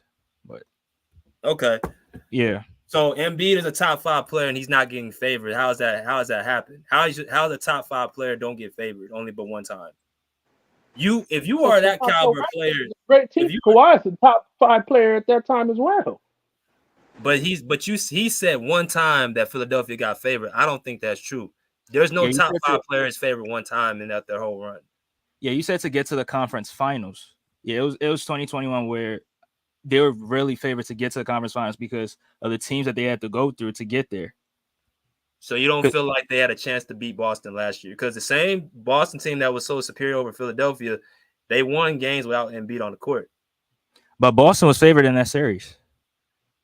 But I'm saying they could have still beaten that Boston Celtics team, but Embiid had a low performance game, then Harden had a low performance game. Yeah, he did. And I'm not going to argue that he didn't. He did. But, I mean, you were talking about being favored, and I'm just saying that it was only one time. He wasn't favored last year, even though he did have a chance. I mean, they were up 3-2, and they underperformed in Game 6, the closeout game in Philly, and they came up short. And Tatum, elevated his playing, his play style, and took his team to the conference finals. But they were favored anyway, so that's all I'm saying. Let me go to T Sweezy real quick. I'm going to Celtics content girl. Go follow my guy T Sweezy. What's good? What up, cuz? Tyson, you was a cabin motherfucker, bro. No way. How so, brother? How so? AD and then beat as a top 5 player. AD is barely top 10 this year. Stop it. And AD? What has that nigga done? Come on now. Won a chip. AD, and let me ask you this: how many times AD got out the first round? One time without LeBron James. That's when he had Rondo and Holiday. Other than that, this nigga have not been at the first round. How many times that been at the first round? Bro, why are you going back to 6 years later when we talking about now? Don't matter, though. Don't matter. It don't matter. And let's be real. AD and Kyrie are not real number 1 options. Let's be real, bro. Tatum is the number 1, bro. Like, stop it, bro. You don't make 3 or 4 first team all NBA 4 years in a row for no reason. Come on now. He leads his team in steals, rebounds, blocks, steals. Like, what are we doing? Yeah, his shooting percentage is down, but he's still playing at an elite level. He led his team to 2. Was Kyrie a number 1 option on one of those teams? Well, come on now. He already was top. Kyrie, you didn't answer my question. He's was the Kyrie best in the number 1 world. option on one of the teams? He's the best in the world right now. Oh, wait, who? The best player in the world? Yes, he's the best in the world. I said that shit. Wait, who's the best player in the world? He's the best player in the world right now. Because that's the same thing y'all did with Jokic. That's the same thing y'all do with Giannis. So my team won. You damn skibby. I'm gonna say that shit. Yeah. T Sweezy. Here's the difference. Jokic dominated in the finals. Tatum did not dominate in the finals. Tatum shot 39% from the field. He didn't dominate in the finals. He dominated in the playoffs. I give you that. But come on, bro. Y'all only praise people that play on one side of the fucking ball. Y'all not calling out Luka Doncic. Y'all keep saying Luka Doncic outplayed Tatum. This dude shot inefficient the whole playoffs. He was 0 for 8 last game. Last night, I mean not last game, game 4, he was 0 for 8. This game, I don't think he made a 3-pointer. Y'all not calling him out, but y'all want to crucify Jason Tatum for fucking shooting inefficient. But Tatum was way more impactful than all those guys y'all named. Like, stop it, man. No, that's not true. Because Tatum is not going up against the same defense that Luka's going up against. So that's the difference. Didn't he just play the Miami Heat last year? The Mavericks have a top 10 defense. But the Celtics is a way better defensive team than the Mavs. You said who? The Celtics is a way better defensive team than the Mavs. Yeah, and Luka's going up against Jaylen Brown. Who was guarding Jason Tatum? 3 50-win teams. Nobody had them beating the Clippers. The Clippers was highly favored. They had the Mavericks losing in the first round. Dallas was favored. Dallas was favored in that player, bro. What you doing? They were only favored because we're missing our best player. Kawhi was not playing right. Hey, come on, don't do that. That's the only reason. But so y'all wasn't favored even without Kawhi, BJ? Nah, we weren't. That's why I was just like it was gonna be hard to win that series without him. And Luka balled out throughout the playoffs, bro. And yes, he had a rough finals. We all know that. Even though his numbers were decent, he had way too many turnovers. He wasn't getting his teammates involved the same way. And they played him 1-on-1. They did a good job. They played him one. They said, if you're gonna cook, go in and cook. And he did. I said we wasn't blitzing him, or no, we wasn't doubling him. What's that? Nah, y'all trapped him a couple times. Yeah, they trapped the. I'm saying for the most part, the philosophy was not to let Luka. Jaylen Brown, Derek White. You know what I'm saying? What's that? Now we did. Now we did try to trap him on certain plays, but we didn't do it like that. Like the Mavericks, they trapped Tatum way more than we trapped Luka. We didn't even trap Luka like that. Right, because y'all got adequate defenders. To your point, y'all have adequate defenders to let Luka go 1-on-1 and force him to shoot not a good percentage. And, you know what I'm saying? And not get the others and go. So obviously different schemes for different teams, obviously. But the Celtics, the Celtics did their thing. But to elevate Tatum as the best player in the world, come on, bro, you been a little yeah. So what does he have to do to be a top 5 player? With Jokic. Y'all did the same thing with Giannis. Bro, he's not even the Finals MVP on his team. Now y'all, he can't be the best player in the league. What you mean? So how do we evaluate the best player then? The best player has to dominate on the biggest stage of them all, and he didn't. He did. Time out. But so you're eliminating his rebound. You eliminate him getting blocks, steals, playmaking at a high level. We're not eliminating that, bro. That's why he's that. That is why he's a top 10 player, bro. And on top of that, y'all never want to talk about Jokic. Y'all never want to talk about how you act like we saying the nigga trash. We're not saying he's trash. You know what I'm saying? We're not saying he's trash, bro. Y'all never want to call out these European players, but y'all stay crucifying these black players. Come on, don't start with the narrative. Come on, yeah. Hey, BJ. First of all, haven't I been saying that the Denver's run was overrated? Haven't I been saying that they was a second round exit this year? Haven't I been saying that Jokic don't play no defense? RC's y'all overhyped and Jokic, bro. I think Luka's overhyped. You ain't talking to me. You're talking to somebody. You ain't talking to me though. Yeah, I got Tatum. I got Tatum top 5, but for T to say that he's the best player in the league, that's where I disagree with him at. Because I think you should dominate on the highest stage of them all and shooting 39, 38. No, I agree. His numbers should have been better. You know what I'm saying? Right. Yeah. So we agree on something. Impact the game though. That's why I got him top 5. I got him top 5. He did impact the game. That's why he's top 10, bro. He was great last night though. You know what I'm saying? But his 3-point shot been off this whole playoffs. You know what I'm saying? So as a jump shooter, he's been inefficient year after year after year since 2022. You can't name too many superstar players that can go out there and have that type of offensive performances and still win championships, bro. The roster construction, like I said, salute to the Celtics. The roster construction was very good, bro. It's a very good team. Yeah, we did all that with the worst bench in the league. Your bench is not good. I agree with you. Your bench is not good. I agree. Our bench was 29 going into the playoffs. Yeah, Denver's bench wasn't good last year. Let's keep it a buck. Denver bench was great. Great. Yeah, Bruce Brown, Jeff Green. It was decent. Yeah, compared to ours is trash. They had Bruce Brown and Jeff Green, and that was it. Reggie Jackson. They didn't play Reggie. And Reggie Jackson's trash. I'm not gonna call him trash. He's not a. Okay, I'm not gonna say elite. He's not a very impactful player at this point in his career. Come on now. I'm not gonna say that. That was a good bench though. That was a good bench. That was one of the worst benches in the league by the numbers, bro. Hey, but time out, man. Y'all can't be going too hard on Tatum though, because Tatum, no matter who's around him, you got to give him this. He's been able to elevate his teams every single year. His first year without Kyrie, that man was going against LeBron head to head, man. It wasn't like he was getting carried, man. Like they had us losing in the first round, bro. Yeah, but see, here's the problem I have. When they go into the conference finals and he's averaging 15 points, and you know what I'm saying, and they got again, their roster was up after they made them trades and got all those draft picks. But their roster has been very good ever since. You know what I'm saying? They made the mistake with Jason Harry. That's when they fucked up and took a step back in their progression. I think when they did that Jason Hayward deal and gave him all that money. Gordon. So Hayward. that was the one stain on the GM's record. Was that Hayward deal. But then after that, bro, they've been spot on, man. You got to give them credit for their roster construction. You talking about we diss Marcus Smart, but we got to realize that he's top defender in the league, a point of attack defender. Y'all not giving them no credit for playing. You know what I'm saying? They put together some. So basically, what you're saying is Jason Tatum can never crack the top 5.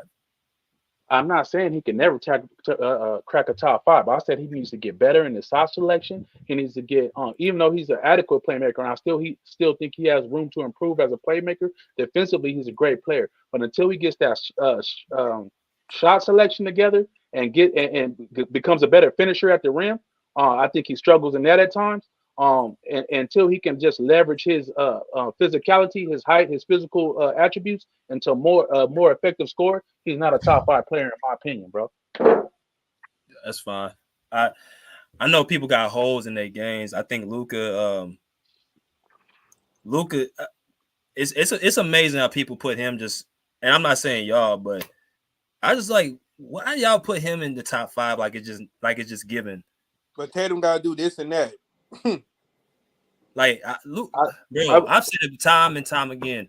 Luka has only made it past the first round when he had to see Kawhi.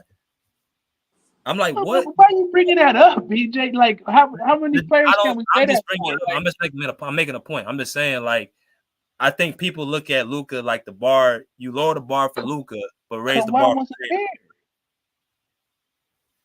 I said we lower the bar for Luka and we raise the bar for Tatum. I don't think we lowering the bar. Luka has clear flaws in his game, and I was hard on Luka. People were saying he's the best player, number 2 player. I had him there, but after this playoff run, to me, he proved a lot. Again, in the finals, you know what I'm saying? He had struggles against a great defensive team. I'm gonna hold that against him, but at the same time, you know what I'm saying? It is what it is. But we're not gonna take away what he did throughout. We're not gonna take away what he did throughout the playoffs, bro. He was struggling against us. What's that? He was struggling against us. Right, but again, the same way you credit, the same way you talk, he had a lot of impact in that series. As far as his shots, yes, his shots weren't falling, but he was running that offense, and he was getting those guys great looks. He was that's what Tatum just did. Gafford and Lively are not effective players if Luka is not beating them. Huh? That's what Tatum just did. Tatum just did the same thing. He was playmaking, and he was protecting the rim, and he was rebounding the ball. I got you. So the Clippers have a very good. The Clippers have a good defense, right? They have good defensive pieces. Luka was still able to affect it, and then in the next couple of series, he balled out even more. He right? didn't ball out against OKC. He did not ball out against OKC.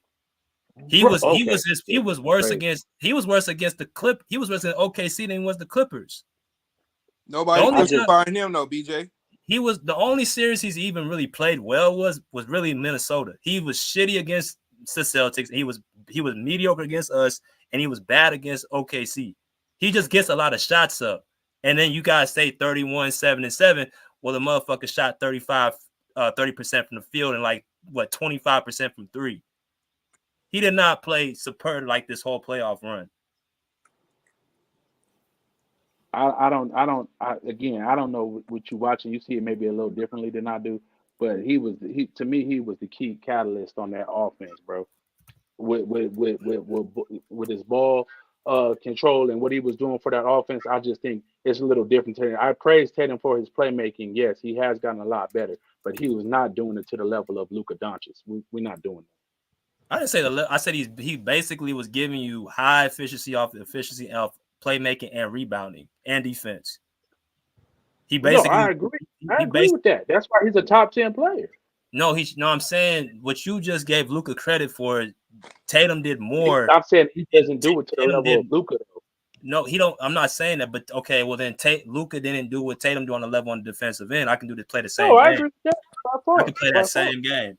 So it's just I'm just saying basically. I'm not playing no game. I'm just saying. Overall, they both shot bad from the field. Luka was not doing against us. That nigga was coming to press conferences saying he needs to do more and help Kyrie. That nigga was not playing well against us at all. He was absolutely mediocre. He was mediocre. He didn't really even have a great game until game 5.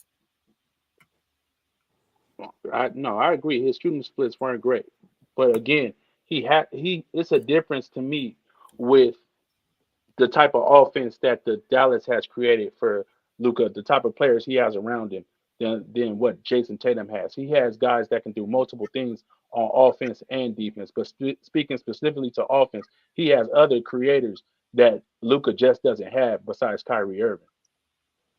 That's a fact. Wait, say it again. And the space and benefits Tatum as well. Wait, say it again. I said the way the Dallas offense is constructed, and you can say that's by design because Luka is such a ball dominant player. I agree with that.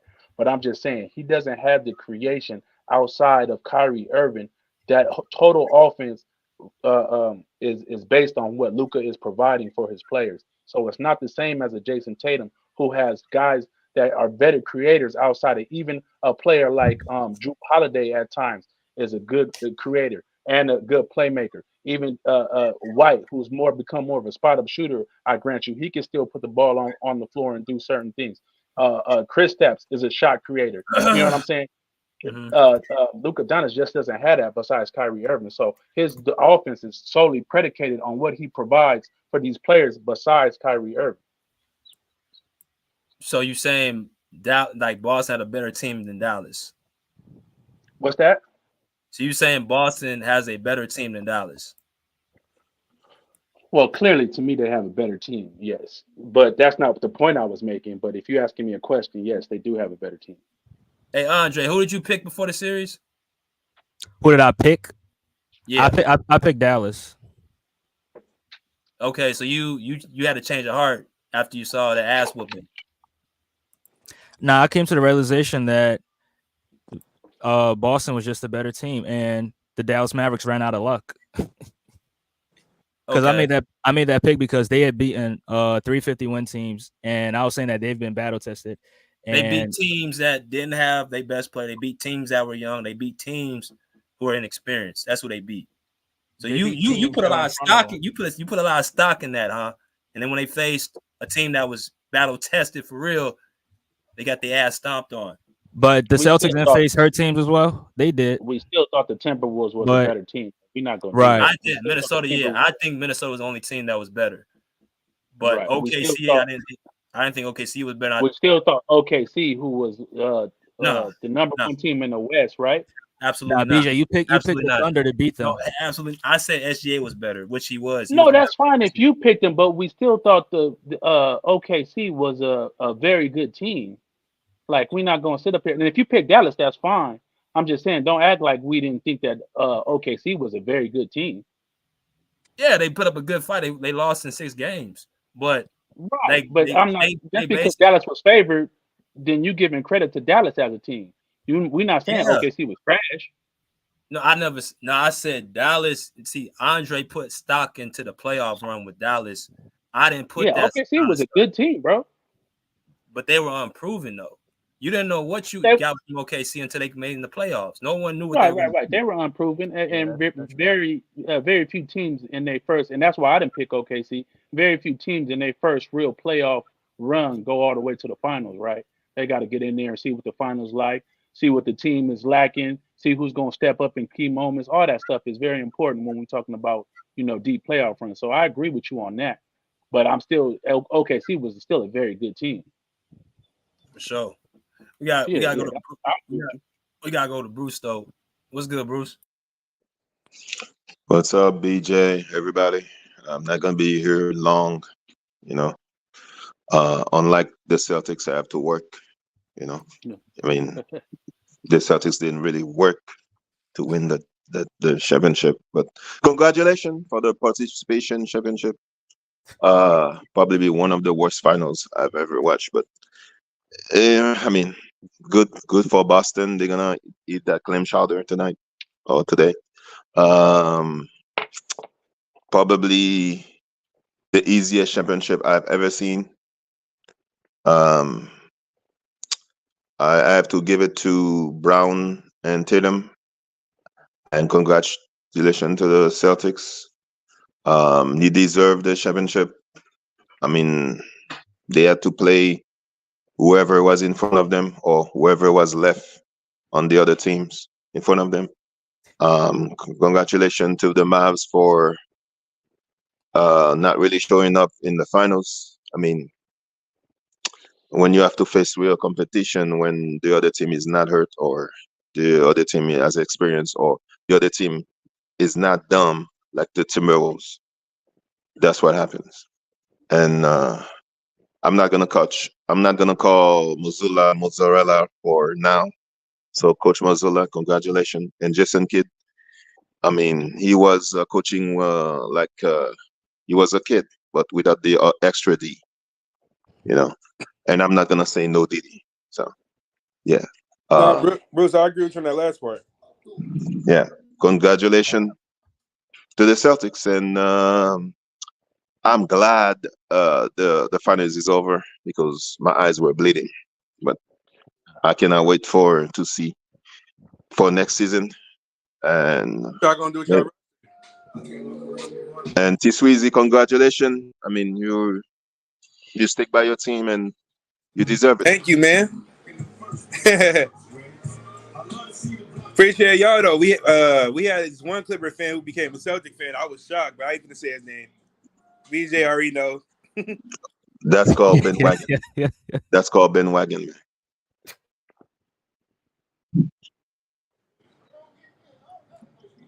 You mean that a rookie? You mean the rookie guy? Yeah. I said rookie, so I didn't name anybody. So rookie. Yeah. I have to channel show child. He cooked show just cooked him So instantly. T Sweezy, who's the best player on the team now? I was surprised. T Sweezy, who's the best player on the team? Jason Tatum, but Jaylen Brown. Oh my God, here we go. Jaylen Brown was more impactful though. You know, I mean they both was impactful in different ways, but Jaylen Brown was more efficient. You know what I mean? Like Jaylen Brown was scoring was better, and then he claimed clutch. You know what I'm saying? So, I will not Jaylen Brown getting Finals MVP just because he got Finals MVP doesn't mean he's the best player on the team. You feel me? He played like the best. You know what I'm saying? Like they both was fighting on who's the number one. You know what I'm saying? So it's like 1A, 1B type shit. You feel me? So I'm glad we got two core guys who stuck with our young core. They wanted to break our team up. They said this team not gonna work. A lot of people was mad when Brad gave Jaylen Brown that contract, and Jaylen Brown lived up to it. Jaylen Brown is officially the best shooting guard in the league. I don't give a fuck what any of y'all have to say, and I dare any ninjas to contest what I gotta say. Yeah, pop your shit. Man. So come on, Hey, bro. right with your team, Who you bro. got? Booker, Mitchell? Who? Don't say Ant-Man. Ant-Man getting there, but come on, bro. Don't say he did more in the league than Jaylen Brown. You gotta get Jaylen Brown his flowers. These are the same guys that say Jaylen Brown is not a good defender. He can't dribble. He can't go left. He can't shoot. You know what I'm saying? Like, come on, bro. Do you trust your Anybody coach that now? say that don't know basketball. Are you gonna apologize to Coach Mozilla? Are you gonna apologize to your coach? They got snubbed out of all defense teams. You can't tell me Alex Caruso is better than Jaylen. Are you gonna apologize to Mozilla? Even though Herb Jones is elite defender, you can't tell me he was more impactful than Jaylen Brown. You see, you're not gonna ignore the question. Are you gonna? That NBA team was a joke. They picked 4 centers. Are you gonna apologize to Mozilla? What you mean? Yeah, he's better than Man, you've been bashing the guy. We talking about no, you just went in on him. You just went on him. Talk about. Let's not do that. All right, okay. I pat Missoula on the back. I said, good job, Hermit. Right, all right. You know what I'm saying? Okay. But no, though, shout out to the Brooklyn Nets. Shout out to the Portland Trail Blazers. Shout out to the Washington Wizards. Without them, we wouldn't have to do that. You know what I'm saying? Joe Tsai, you should be fired. You know what I'm saying? You gave us a no. Shout out to the medical staff of the other teams. Shout out to the. Come on, man. Shout out to the Clippers medical staff. Shout out to you. Shout out to the Celtics medical staff. Shout out to the Celtics of the other team. You know. Hey, shout out to Giannis. Hey, Bruce, they say we haven't been battle tested, but we have. Shout out to Jimmy Butler. Shout out to Ali Burton. Hey. Shout out to Mitchell. Hey, Bruce, how does Jordan Walsh got a ring before Butler? As who? Jordan Walsh. Jordan Walsh? Who's that? He's on the Celtics. You know who Jordan Walsh is? No, I don't know. He played with Anthony Blackinu at Arkansas. He the albino kid. I mean, not albino. He had no idea.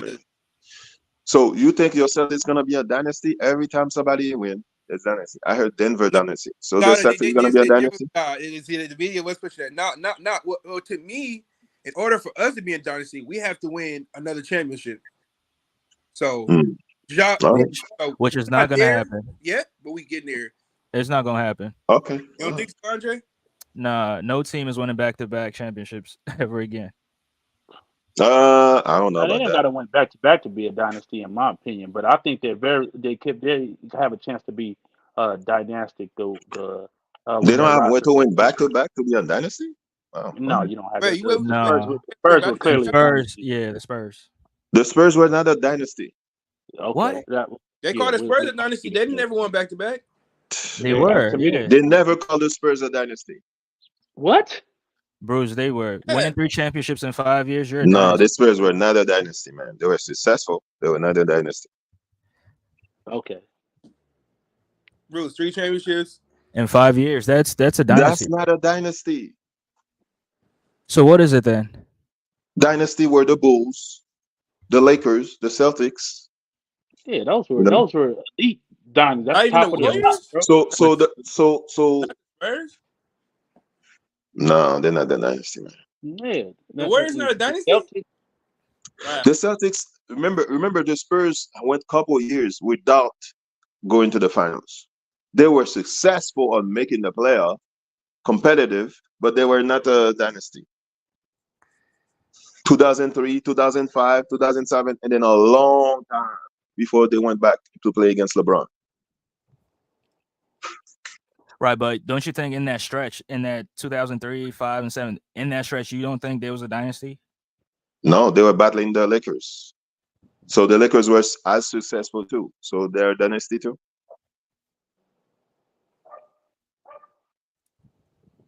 I mean, they you were. don't think the Lakers of the '80s were a dynasty? They did win Yes. Yeah, their they went back last to two. back. They did win their last two in '88 and '87, or what was it? '87 and '86, Yeah, something like 87, that. 88. Yeah. But before that, they won the finals, won the finals, lost in the finals, lost in the finals, won in the finals, conference finals. They were a dynasty even before those last two, bro. Right. Okay. I mean, you have your opinion, then that's Yeah, fine. yeah. I I mean, mean, it's Yeah, this Bruce, is it was a you could dynasty. say that's a Lakers era, the Spurs era. I would not say it's a dynasty. To me, there's okay. dynasty That's and your there's opinion. era. I'm gonna argue back and forth. That's your opinion, and that's So fair. Bruce, you think you got to win back-to-back championships in order to be considered a dynasty? No, you have to win 3 straight to be a 3 dynasty. straight. 3 straight. So the Lakers weren't a dynasty, So Golden State wasn't a dynasty then. No, to me, it was not. and the Lakers Wow. weren't a dynasty either. The '80s Lakers. No. Wow. Come on, Okay. Bruce. That's fine, bro. That's his opinion. That's his opinion. All right. The Lakers were a dynasty when Kobe and Shaq was there. That was dynasty. So the Showtime Lakers wasn't a dynasty. No, The that was a Showtime Showtime era. It Was was a not. far better dynasty than Stay off the the Kobe Lakers. weed. Come on, Bruce. It was a dynasty. They was going to the finals every fucking year. Come on, bro. Yeah, they missed the playoffs one time in that decade, and every time they made the playoffs, they at least Let got me to the go. conference I finals. know. I'll give you a topic to talk. I'm gonna go back to work, man. No. Nah, it's time for me to go back to work. I see I'll have a lot of fans in the You got comments. cooked. I see mass like, what the heck is Bruce talking about? But that's fine. Hey, Bruce. Oh, you scared of that smoke? Huh? Is the Clippers a dynasty? It's no definition of what a dynasty is, so he can define it. It would have been a No, dynasty. if the niggas was the Clippers are travesty. There's no dynasty in there. See, travesty, man. There's no dynasty, man. Travesty. Nah, but healthy. Bruce, We just picked up Jeff Van Gundy. You see Yeah, that? yeah. Here we go.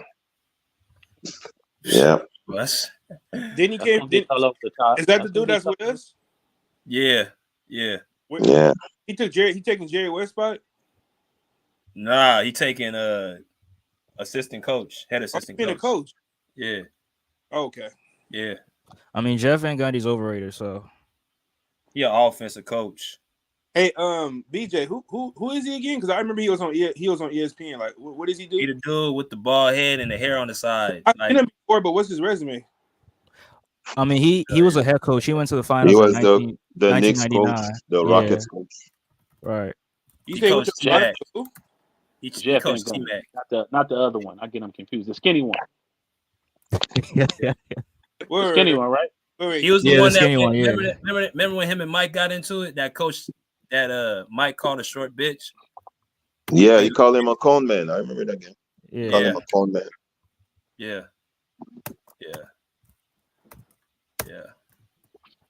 He's good. He's good. He's good. He's not great, but he's good. He's all right. He's good on defense. He's probably a good assistant. I don't necessarily like him as a head coach. Yeah, he's good as an assistant. I agree with He's good on defense. He's gonna be the leading assistant. So. Nah, Bruce, he's not good on defense. He just inherited Pat Riley's philosophy and he just ran with it. When he was in the Rockets, they had a good defense. Because they had Olajuwon. Sometimes, man. No, there was Yao Ming and McGrady. Oh, you talking about the 2000s? Yeah, I thought he was Olajuwon and McGrady. What the I hell? thought he was. Yeah, I thought he was on the Rockets. No, Yao Ming and McGrady. That's when he was a coach of the Rockets. Yeah. Wait, he wasn't an assistant in the 90s on the Rockets? I thought no. he was. No, oh, okay, then he was an assistant on the Knicks. Right here. I'm tripping. That's his resume right there.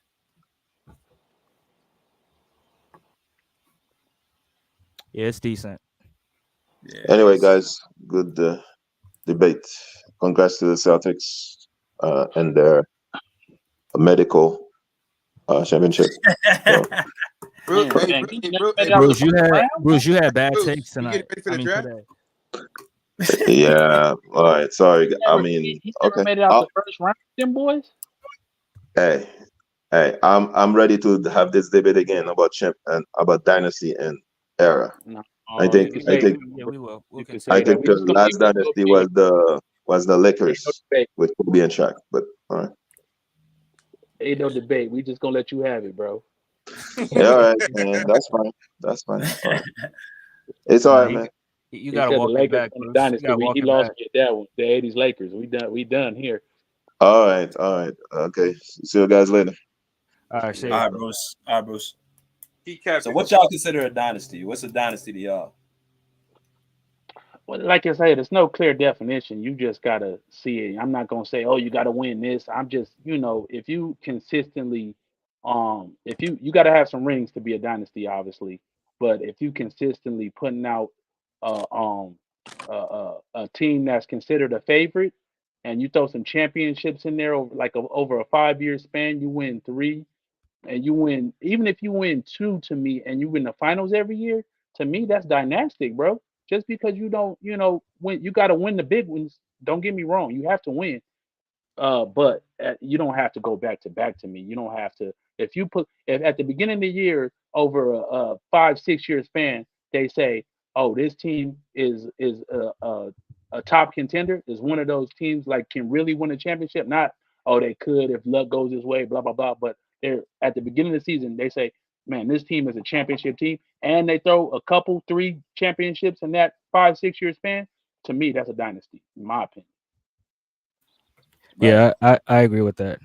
And I mean, considering the Lakers in the 80s, they only missed the playoffs 1 time, and the 9 other times they were at least in the Western Conference Finals. So, bro, every year the Lakers, they say they're a championship team. They're championship or bust, pretty much. They're not. We don't, second round is not the measuring stick. If you say that team needs to win a championship and they do it several times, then that's a dynasty to me.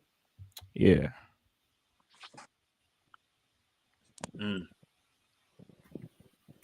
Yeah. You got to win more than one, though. You can't, even though, some people say, Utah or somebody was always a championship. You got to win, obviously, that's part of being a dynasty. The Buffalo Bills are not a dynasty, even though they were, for that 3-4 years, they were considered a championship level team. They never won. You can't do that. Atlanta Braves, teams like that who are consistently championship contenders. You got to put the wins up for sure. Yeah, and you got to win multiple championships, right? You got to win multiple. Yeah, one's not going to make you a dynasty. Yeah, you got to win multiple, but back to back is not the measuring stick to me. That just solidifies it, obviously.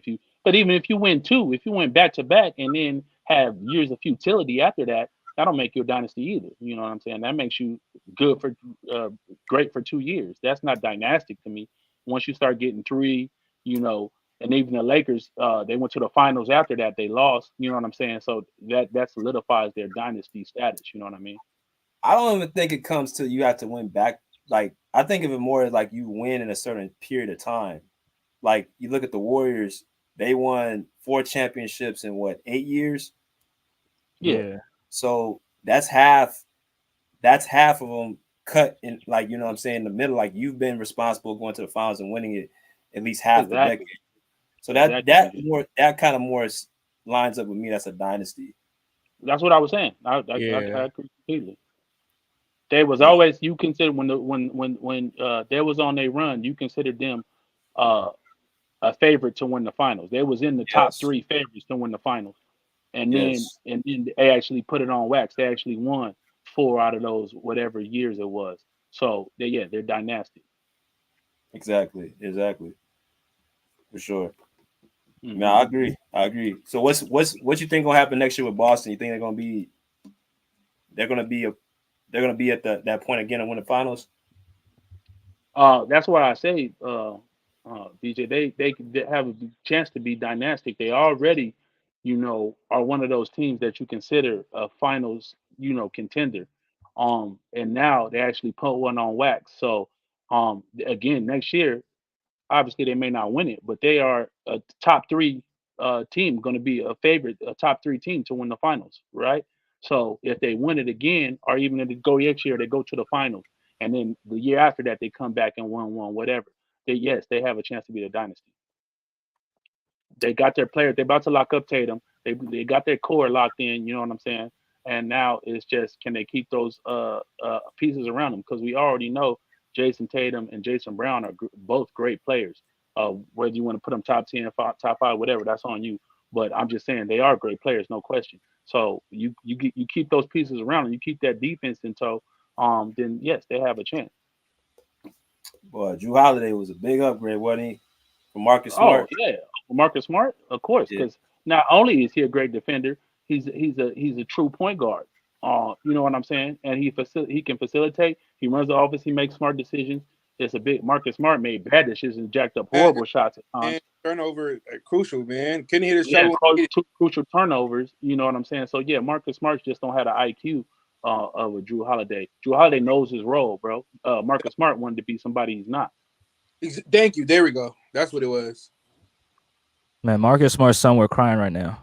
I think. And Marcus Smart is a good player, though. Marcus Smart could be on the championship team, but he just can't have the ball in his hands. Grant Williams too. Yeah. That's what I'm saying, BJ. These guys had very good teams, bro. I mean, salute Jason Tatum and Jaylen Brown, but we're not gonna discount that situation they came into with the GM and what Boston was doing at that time. Granted, they were major pieces to that. Obviously, they're the 2 best players, but let's not act like these dudes was coming out here with some bums on the squad. They not, the roster construction has always been good, bro. You know what I mean? When Jason Tatum and Brown was averaging 15 and 14 points respectively, they were still making deep runs in the playoffs. So let's not act like these dudes didn't have players around them. That's my thing. We give them. You just saying, oh, they've been in the conference finals this many times, or they did it. Yeah, for sure. But let's not, come on. Team construction is a major part of this, bro. I just look more at the players themselves, like what type of players they are. Like, they're 2-way guys, elite 2-way guys, and I just think those are the guys who are the best players in the league. But they haven't even when they was making conference finals, they weren't elite 2-way guys. Jaylen Brown's an elite 2-way guy now. Yes, of course, now. But I'm saying even when they were making deep runs before these guys became elite 2-ways, they were still making it because of the parts they had around them. They were always very good players. Again, they were always good players. I'm not taking nothing away from them, but just not act like they came into the league elite 2-way players. I mean, no, they don't. I'm just saying at this point, when you talk about who's top 5, that's how I measure it. If you ask me why, yes, but you bring up their resume is what I'm saying, BJ. You bring up the fact that when they was rookies, they made conference finals. Don't you think that was very much predicated on the team they had around them? Yeah, for sure. But now that's just only proven that was actually a theory that was true, because they're doing it now, and they're doing it because they got better though. They got a lot better as players. So I think that's why I say, okay, I'll go and put Tatum as top 5. And to be quite honest with you, Jaylen Brown, if he's not top 10, he's right outside of it. I wouldn't really deny. Jaylen Brown is right outside the top 10 of players. Jaylen Brown is the best guard in the league right now. I would say if he's. Yeah, I just disagree with that, man. I don't know about that one. Jaylen Brown again. He's a very good player, but if You don't put him in. You don't put him a in. lot of Where do you guys put him? based off winning, man. Oh man, Where do you put Jaylen Brown in? 16. man, I have no. I haven't done a. I don't. You know, I haven't done a list of my top 20 players or anything like that. But he's not right outside the top 10. He has very clear flaws in his offensive game. So, you put Devin Booker better than him? Oh man. Nice. Based off what? Who would you take as a guy to lead your team to a championship? Devin Booker had a very good run last year and was very impactful last year. Shit. Obviously, the gap is far from them defensively, but I feel that Devin Booker has clear flaws in his game as a playmaker as well. So, they're close, bro, and they're both not top 10. So, to me, Devin Booker not in your top 10? Wow. No, I took Devin Booker out of my top 10 only because, like I said, as a playmaker, and you know I'm a Suns fan, but as a playmaker, he just lacks. So when he sees a double team, he crumbles. He makes bad decisions. He doesn't leverage his scoring ability enough as a playmaker to me to be a top 10 player. As a scorer, he's very good, and even that he struggles with height and size on him too much. And you could just game plan for Booker too much for him to be a top 10 player and he doesn't bring it on the defensive end to make up for that. So I just look at things the way I look at them, man. Two-way players. And I agree with BJ Thomas. Being a two-way player is important. But if Devin Booker had elite playmaking skills, yes, I would put him in the top 10. But he just doesn't. Yeah, I'll put Jaylen Brown's at the top 10. I wouldn't deny that because you got him over Shea. Well, Shea is a top 10 player to me. Okay, I'm just asking the name. You know, you got him over Shea. You got him over Steph. No. Steph is top 10. Right. So you saying Jalen top 10? I said outside the top 10. Oh, you just said top 10 right now. No. If you have him in the top 10, I wouldn't fight it. But you can still, if you got, okay, so the top 10 is what? It's Giannis, Jokic, Embiid, Steph, Luka, Shea. Who else did we just say? Did you say Embiid? Yeah, I said Embiid. That's 7. Okay, what about KD? Nah, KD ain't in my top 10. Okay. You think Jaylen Brown is better than KD? Well, see, this is the thing with KD, bro. It's at some point, are we looking at his impact on winning or stats? Because when I see him get swept this year, like how he got swept, bro, I don't think KD can lead a team. And a top 10 player, you've got to be able to lead your team.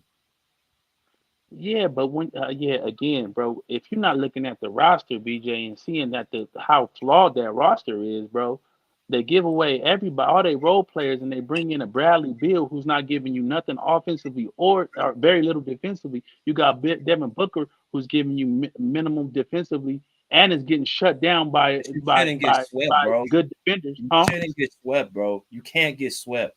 And this is the second time this happened. He did the same thing against Boston in 20. He got swept that year. I understand that, bro. But if you're not looking they still think KD, and he's another one. He's another one. Like now, he got another coach, pretty much fired. So that's fine. I don't know. That's his impact ain't what it was before, in my personal opinion. I mean, if you want to put him top 10, cool. But I mean, what's that, 8? If you put KD there, who else? You think Jaylen Brown is better than Anthony Davis? I don't think Anthony Davis is a top 10 player, bro. You think Jaylen Brown is better than Anthony Davis? I don't think AD is a top 10 player. I know. I'm asking. Do you think he's better than AD Jalen wasn't a Brunson? top 10 player this year, though, bro. He was. Stop it. No, he wasn't. Yeah, I think AD is a better. Yeah, I think he's a better overall player than Jaylen Brown. Thank you. Thank you. But who else? Who else is in the top 10? He's not. You think SGA's top? I think SGA's top 10. Oh yeah. Right. That's 9 players. So if you put Jaylen Brown in there, let's just say. You forgot. About if you let There's players I'm forgetting, man. The chat can't help, but Ant-Man ain't top 10 yet. Ant-Man ain't top 10. Ant-Man is better than Jaylen Brown, bro. I'm sorry. In my opinion. No. Yeah, he's a better ball handler. He's a better playmaker. Okay, yeah, he is. He's a better playmaker. He's a better playmaker, better ball handler. To me, he's just as good as a scorer. Again, he don't have the type of help around him that JB has, obviously. Defensively he does. He got good defense around him, but when your secondary scorer is Cat, the best player, and come on, bro. They clearly flawed offensively, and he has to take a bigger load. So, and I like Conley. Conley's a good point guard, solid point guard. So I'm not discounting Conley and what he brings to the table. But even though what about LeBron? Stage, so he's a good player. He's a solid player. But he don't have nobody close to what close to the level of Jason Tatum around him, obviously. So I think Ant Edwards is a better player, total player than and he brings very good defense. I'm gonna give JB the slight edge on defense, or not even slight. Whoa, JB was playing all NBA and all defense team level. Stop. Yeah. That's what I said. I took it back. I said JB is a better defender. At a high level of JB. Huh? I said he could not defend on a high level of JB. You see what JB did? I took it back, bro. I took it back. I said JB's a better defender, but Ant ain't no punk on defense. He's not no slouch. Would you agree? No, he not. He getting up there. Yeah. So I think with his offensive capability, his better ball handling, better playmaking, and he's still got a way to go. Do you feel LeBron is better than Jaylen Brown? No. Fuck no. Not this okay. LeBron. Okay. What about Jalen Brunson? Not yet. Oof. Oh, that's tough right there. Nah. That's tough. Where y'all got Jalen Brunson at? Huh? I got him 12. He's 10, 15 for me. Where you got? I think that's close, man. You talking about Jalen Brunson? I got him 12. Jalen Brunson. Okay. You talking about Jalen Brunson, who lost Julius, and you know what I'm saying, and pretty much put that team on his back with some help. Don't get me wrong; they had some good players around him. Harkenstein stepped up. Obviously, Josh Hart. McBride. Josh Hart stepped up, hit big shots. DiVincenzo played amazing. Oh yeah. McBride. Yeah, so no, he had some help, but he's still without Randall. He's missing like 7 players. He go out there and he's their number one option, and he goes out there and does a great job. So, I mean, you can argue it, but I would put Jalen Brunson right in that tier, though. I say that as Jaylen Brown. Yeah, I put him in 10, 15. Yeah, Jimmy Butler. You talking about this year? This year, right? Now let's go like 3 years span because injuries and different things. Let's go 3 years span. You want to do this year? Because I'll go say this year, Jimmy Butler wouldn't play that top 10 level like he did before. Yeah, last year. And Jimmy Butler is obviously a playoff riser, right? You talked about Jamal Murray being a playoff riser. Jimmy Butler is a playoff riser. So if you're just going off regular season and what he does, he's always been a great defender. But if you Jaylen Brown's gonna have gaudier numbers than him, but Jimmy in playoffs is an animal. Right. Yeah, man. So I think people have Jimmy Butler over Jaylen Brown. I think that's fair. So it's okay. So it gets a little tricky. Is he better than Paul George? Man, I like playoff P, man. I know you got him high on your list, BJ, or you have had him high. But two players. I put Jason Tatum is better than George. I just think both of them shot selection is just flawed, man. I don't know, bro. I don't know. They both got some clear flaws on offense. That's a close one. Man, I think he's better than Jalen though. I don't Jalen's think a he could good do what defender. Jalen could Even do. though Paul George is a good defender, but I think JB, because of his athleticism, obviously Paul's been, still a good athlete, but not to the level of JB. Yeah, Paul Man, regressed for sure. yeah, Paul regrets, the Paul big ain't injury he had, and then just age as well. But yeah, man, yeah. that's a tough. What you think, Paul is BK? really Paul's a number 2. Paul's a number 2 at this point in his career, and so is JB. He ain't number 1 no more. Um, Well, he I wasn't know really like number people 1, I like to think, give but JB 1A, but to I me, guess he's a number yeah. 1. Yeah. Huh? Wait, BJ, I got a question for with you. Kyrie and Anthony Davis. They're not What's true up? ones, but they really number 2s. So at this point, is it safe to say that Jaylen Brown is a better second option than Paul George? No. Why you say that? Yeah, Because they just want they just want It's Clippers, man. every time I talk about Paul George and Kawhi, it's incomplete because the last memory I have is 21. That's the last memory I have. That's the last memory. I can't compare them to anybody no more because it's like Kawhi's never there. Man, you gotta rank the players for what they put on wax, but you just gotta play it on what they put on wax, BJ. You can't blow it up. So you want me to compare who's a better player? Over the last 3 years, who's the better player? Just point blank, period. Oh yeah, it's been Brown more available. Okay, that's it. That's all it is, man. We can't hypothesize what would have happened, what could have happened, what should have happened. But I could say who's the better player based off who I would have as a player, like who's better, like as a complete player. Potentially. No, who's a better complete player? Like you just know who's a better complete player is Paul George. But if you talk about the injuries and you factor that in, and who's done what, that's gonna go to Jaylen Brown. But I've seen this year, the Clippers destroy the Celtics when Kawhi and PG on the court. When Kawhi and PG on the court, they're 120 and 57 together. That's a dominant duo. Okay, I mean, I get what you're saying, and that's that's fair, to a certain degree. But at the end of the day, I don't know. I think PG, I should say, has clear mental struggles. I think at times, you can't quantify that. I can't point to this, and that. I just think he got a little bit of a fold up in him. That's just me personally. A lot of them cats do. A lot of them do. I agree with you, but I don't know, man. I just think PG is skill wise, he's a great player. He can do everything, right? 3-level scorer, play good defense, got all the attributes. But I just think it's something missing with him between the ears, man. That when it's go time, he's had good games, but I think those are more of the anomaly more than the norm. You know what I'm saying? When all the chips is on the wood. So I hold that against PG, me personally. That's fine. A lot of people see that's the thing too, though. Like you look at Tatum and PG both really are the same person. I agree. I made that comparison before that because of their shot selection and how they get to their shots, I just think they can put a lot more pressure on the defense instead of settling for jumpers.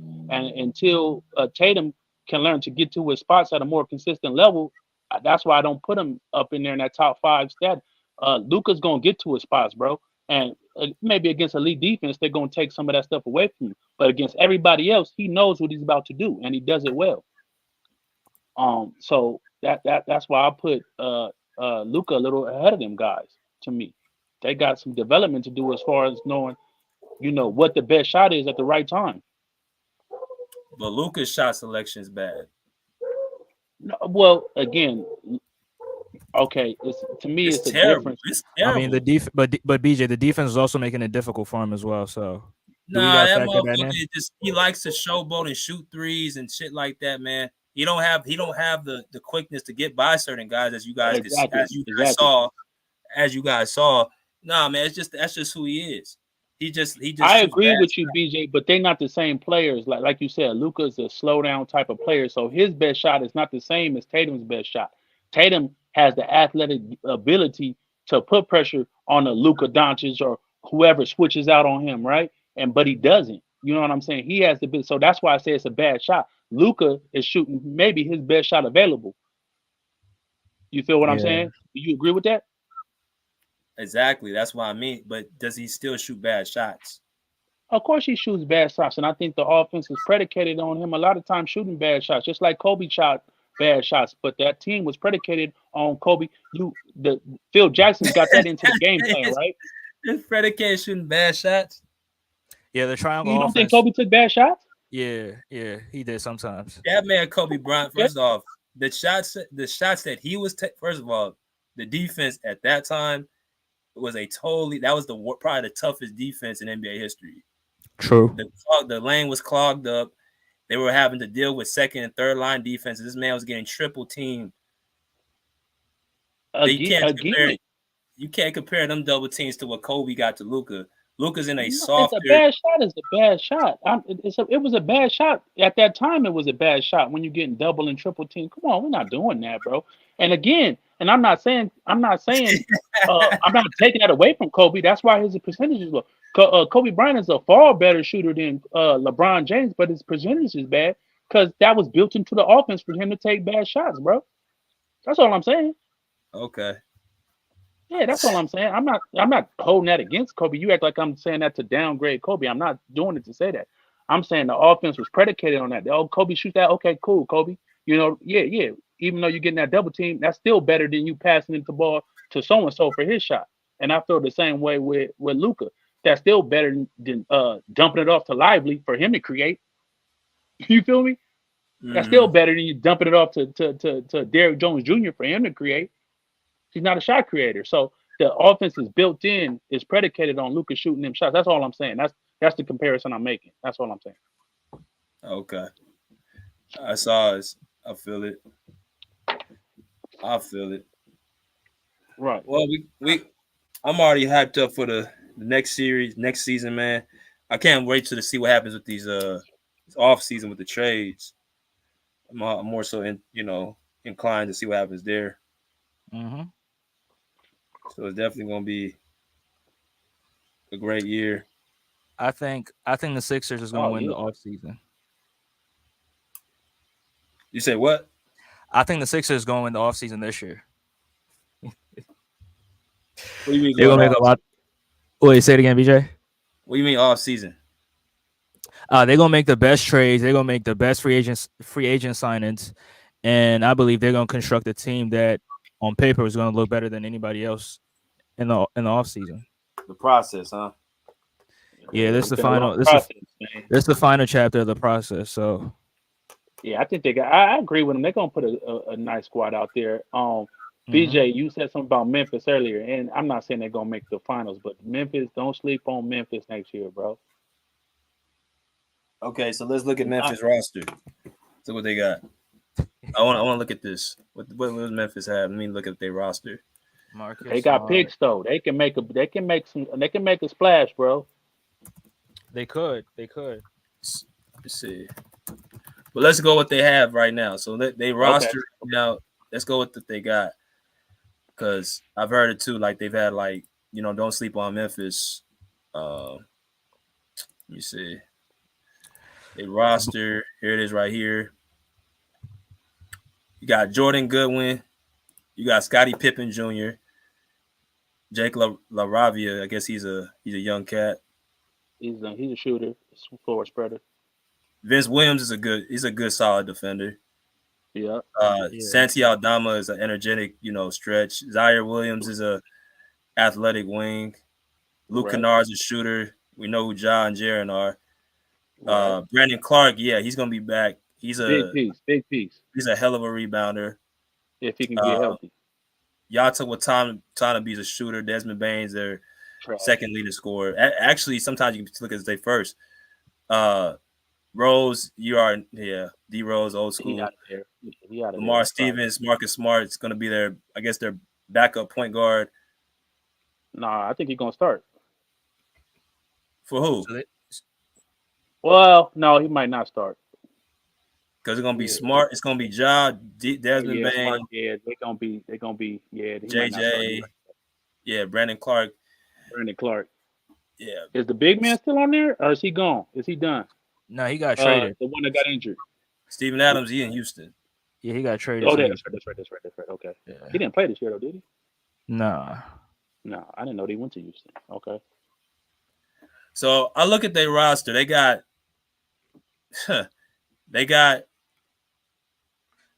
It's not good enough, BJ. yeah, it's cool. It's No, a cool but they're not there yet. But I'm saying they got a lot of pieces. They got a what's their pick this year? probably top 5. No, not pick. top 5. I think it's top 10 though. It should be top 10. Yeah, top 10. Yeah. And they got picks coming up. They can leverage that into a nice little piece to add on that as a wing or power forward or something. You know what I'm saying? To go with JJ and Clark. I think they're just that team that people. Because where's the maturity at on the team? No, I get you there. And Ja got to come in as obviously a more mature player. You got a veteran in Smart. You got a veteran in Rose. You know what I'm saying? Some guys. I think Dylan is a good player that they let go a little premature, but he was acting like an asshole. So I understand that move. Calling out LeBron and doing all the talking and chirping. So I understand that move. I just think I think people underestimate John Moran, what he brings to the table. I think he's a very good player. People talking about Trae Young is better than John Moran. I can't stand it. But they close. I think they, They close. They neck and neck. Hell no. What you mean? What you mean? Hell no. I think John Moran, even though he's not a good defender, he's still better than Trae. So you appreciate two-way, play. So Trae is a total negative on defense. John Moran is a negative. He might be still a negative, but because of his athleticism, he can just do more things.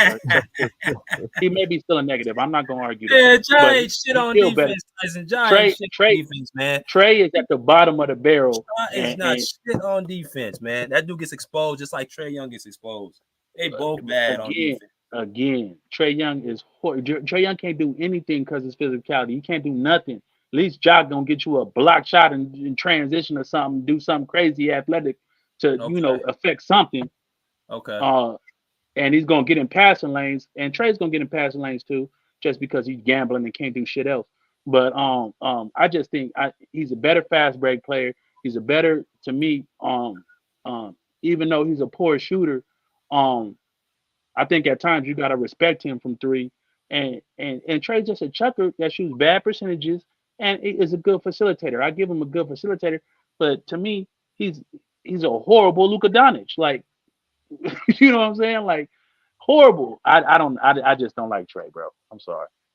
Oh, you don't like Trae? Okay. As a player, I'm not saying personally. I don't know him personally. I'm saying I don't like him as a player.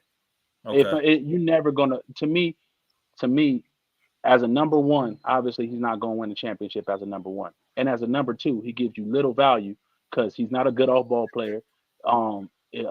He's a spot-up shooter that doesn't shoot. Or no, not a spot-up shooter. He's a shot creator that doesn't shoot the ball very well to me.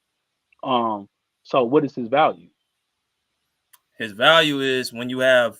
Well, first of all, he took his team to a conference finals, something Ja ain't never did in his third year. And Trae also has better numbers than Don't Trae. Don't compare that run to any of them teams that Ja was facing. No, hold on. That's what he did. He had success. He had success in the playoffs, and his numbers are better than Ja's. He's a better scorer. He's a better scorer, better assist man. Now rebounds, I think Ja beats him out in rebounds. Can we compare those numbers? Yeah, let's compare them right now. I'll put up on the screen right now. Trae Young has better numbers than Ja. You see.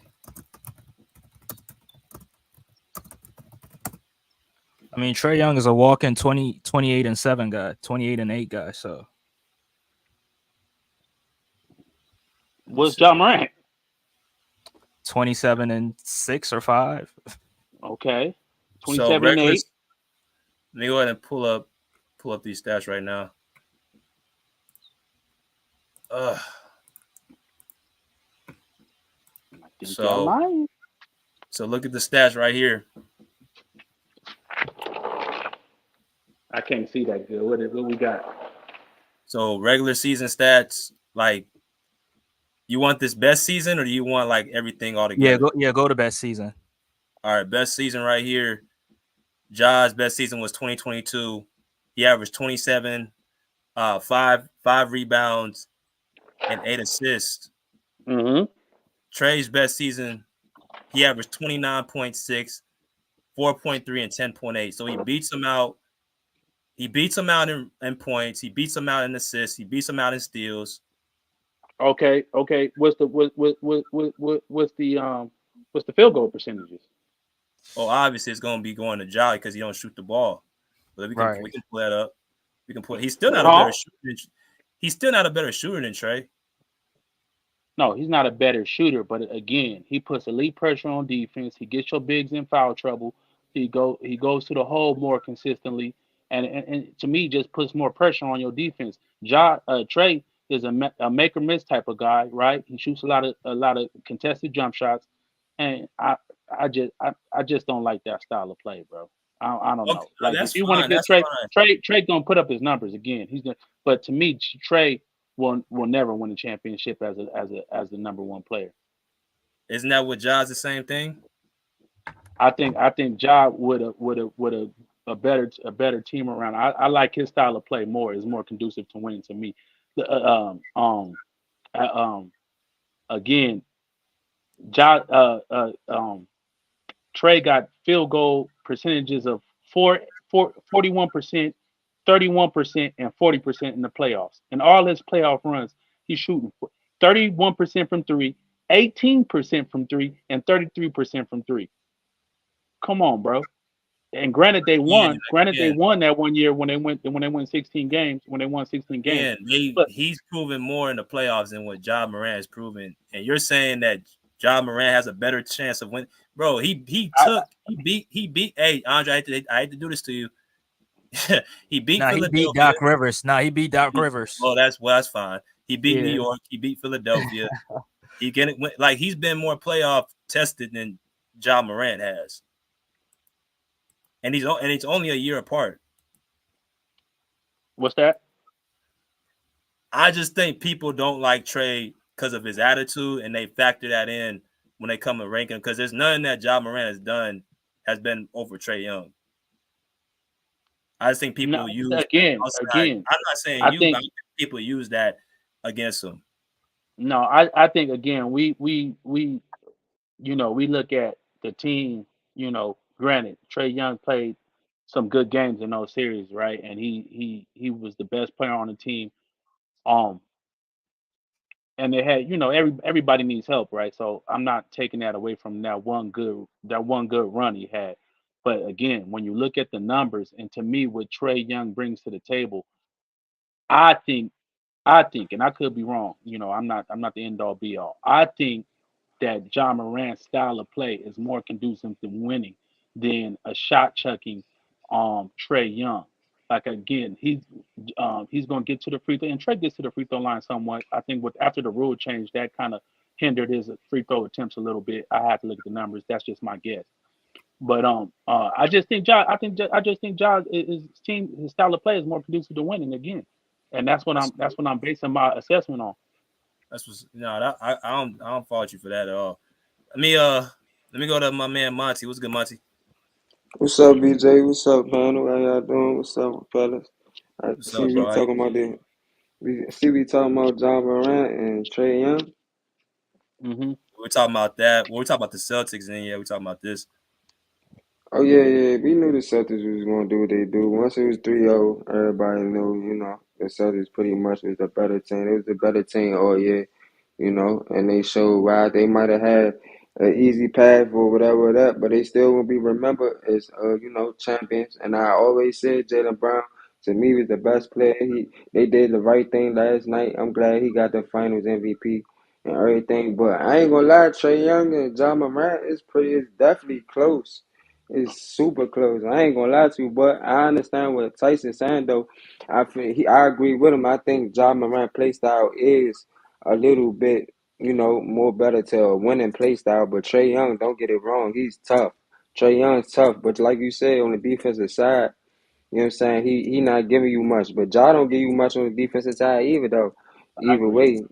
Yeah, he don't give you much on the other side. But Trae Young, I think you gotta put the right team around Trae Young. He's a shot maker, His field goal percentage low because he takes a lot of shots. He's the number one option, so you know what I'm Is saying? he a shot maker, bro? Like really? Like is he a shot maker? I didn't say Trae Young make. I didn't see him make some shots, That bro. dude I is ain't gonna clutch, lie. man. That's Yeah, a I'm clutch. not gonna lie to you. I'm not He's gonna lie clutch. to I you. agree with Trae that. Young. He makes shots. I Hey agree. Tyson. Hey Tyson. If you watch Trae Young, the whole run when he went to the Western Conference Finals and in his third year, if you watch when he played the Knicks, oh my God, that's when Oh I no, he went seen crazy. He went he crazy. went. Yeah, that's when I seen Trae Young was like Trae Young. Cause at first I was like you, I ain't really believe in Trae Young. But then once I seen how he was carrying his team, he was making his team better. You know, he's a great shot maker to me. I think Trae Young is a great shot maker. He's a multiple time All Mm. Star. You know what I'm saying? Trae Young, he's better than what people give him credit to what he is. He's better than what people make it seem. You know what I'm saying? But I just I'll say this. I'll say this, and I agree with you. He's made many clutch shots in the playoffs, and he's came down in four quarters and carried his team. I'm not even gonna argue that, bro.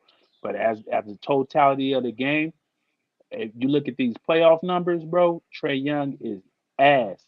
And then you look at John Morant's playoff numbers when the defense is keyed on him. He's still giving you 48% in his first playoff run. He's still giving you 44% in the second playoff run, and in his last playoff run, he gave you 42. Um, Trae Young has been sub 40. He's been, you know what I'm saying, and his 3-point shot has been in the 20s. John Morant never shot in the 20s for three from three. Not at the same value. Not at the same. Not at the same value. I agree. But Trey Man, Young is a Tyson, you 3-point. capping, bro. Tyson, can I say something real quick? Capping, bro. What? I'm I not think, capping. yeah, but Trae Young, when he went up against like tougher defensive units, I remember when he played against yeah, us, he's being guarded by Ben Simmons, he's being guarded yeah. by Matisse Thybulle and all these long athletic players. But John Morant never faced any tougher defensive units And like Trae Young did. again, Man, John Morant faced one. He faced the Minnesota Timberwolves. Wasn't even the best player, man. That was Desmond Bain. They locked his ass up in 2022. Then he goes against the Golden State Warriors. Played 2.5 good games. What has he done in the postseason?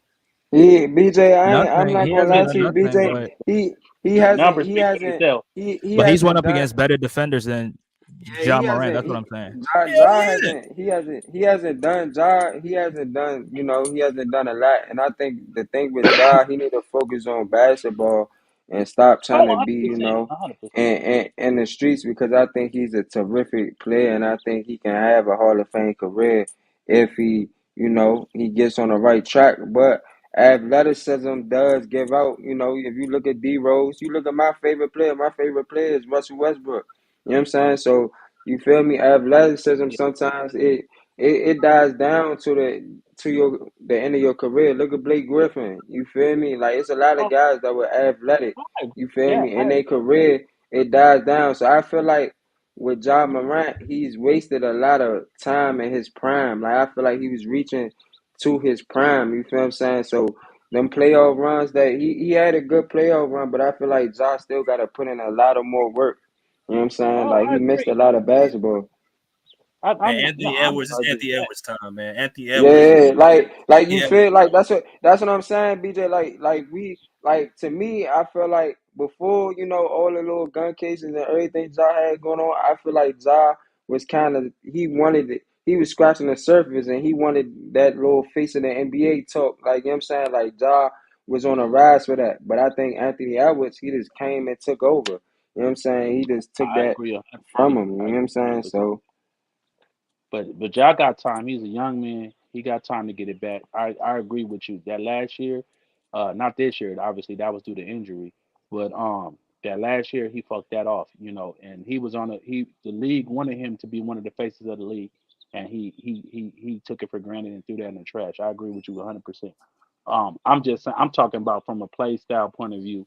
If you want to talk about the off the court issues, granted, yeah, Trey Young has been available and so forth and so on. So if you grade him right now, obviously you might give Trey Young. I'm talking about the player and their potential. I see John Moran as a better player than Trey Young, me personally.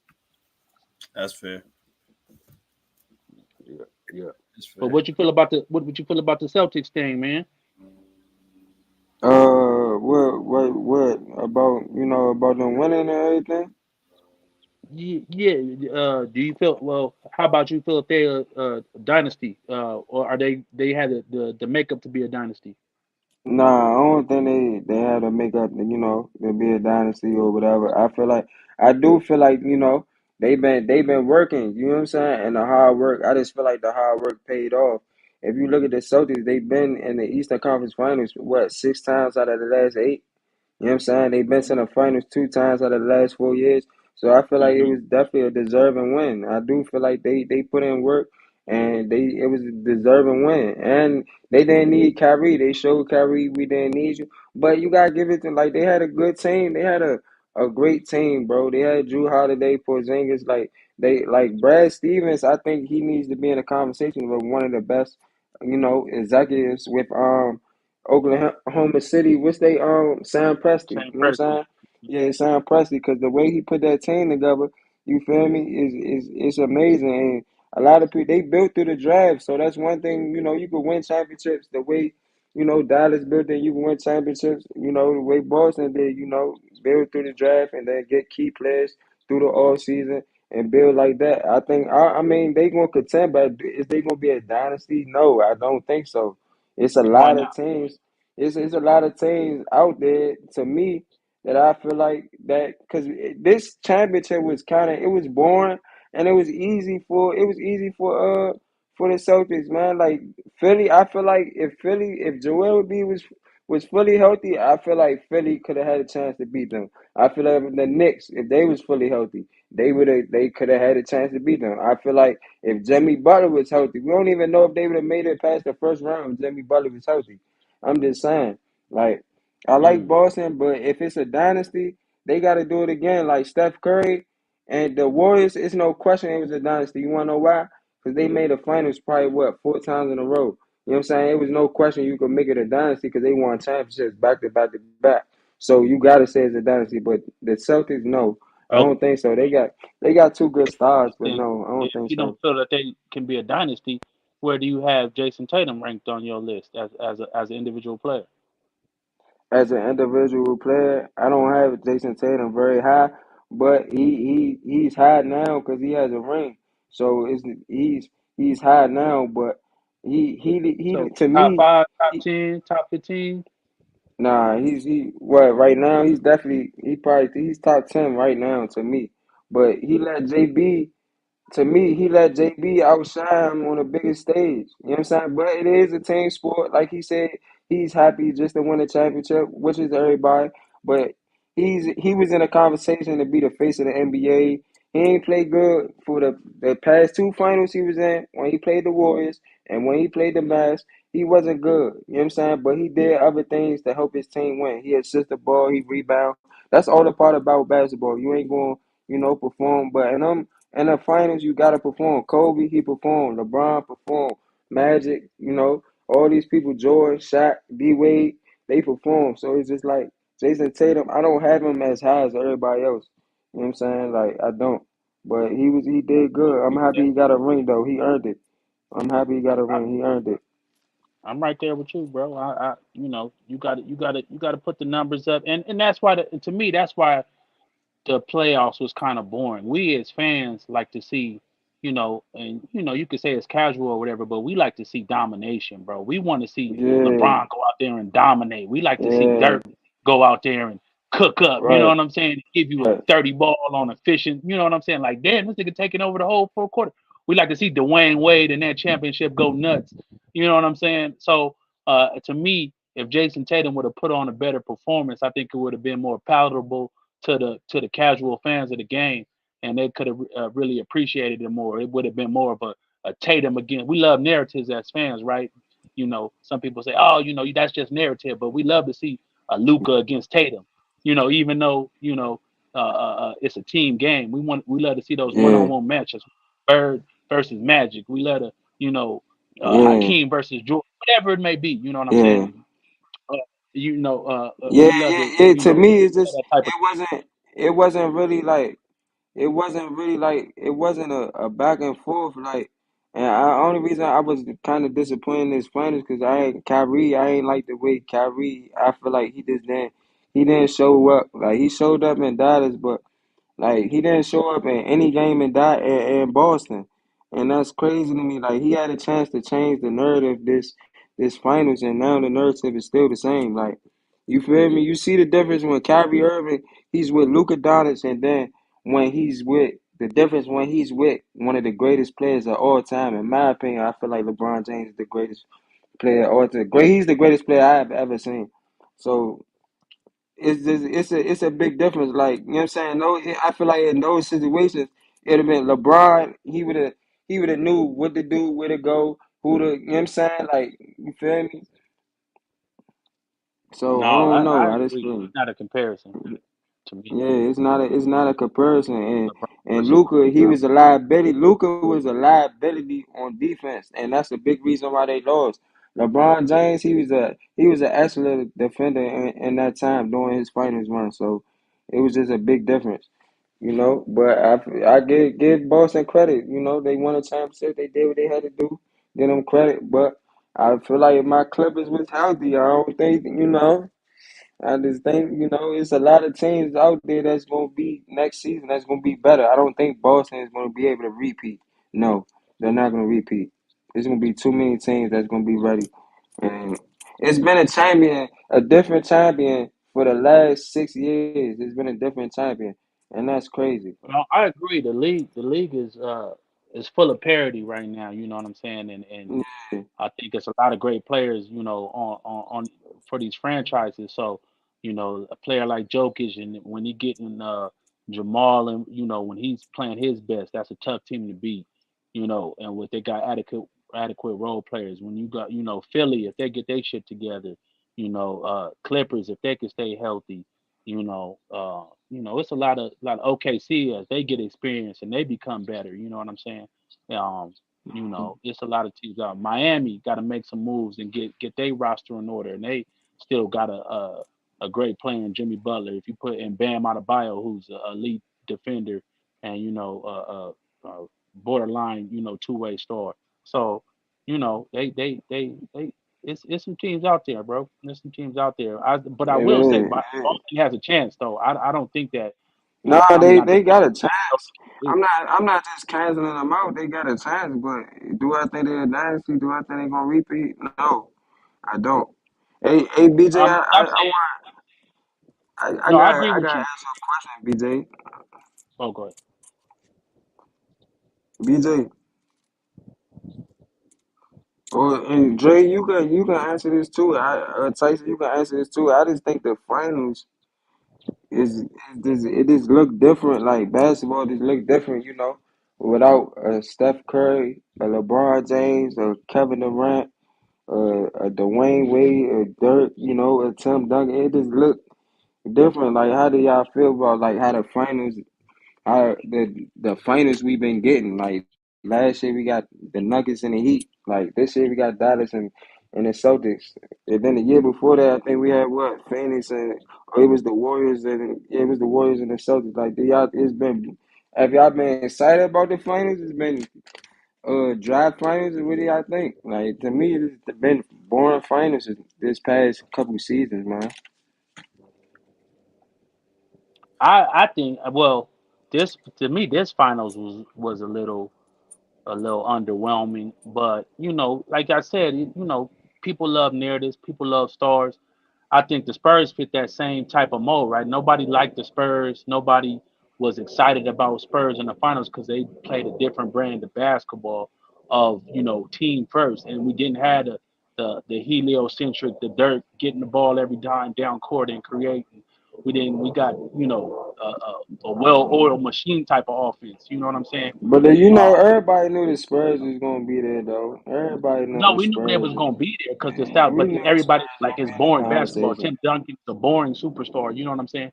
Because he wasn't uh you know uh Giannis dunking on cats. He wasn't Shaq. Nah, He wasn't Shaq. I don't think the Spurs was born. They was just a older fundamental team. I just think No, everybody, but to me, I again, think. I'm talking about to the masses. I'm not talking about you specifically. I'm talking about to Oh, the all right, masses.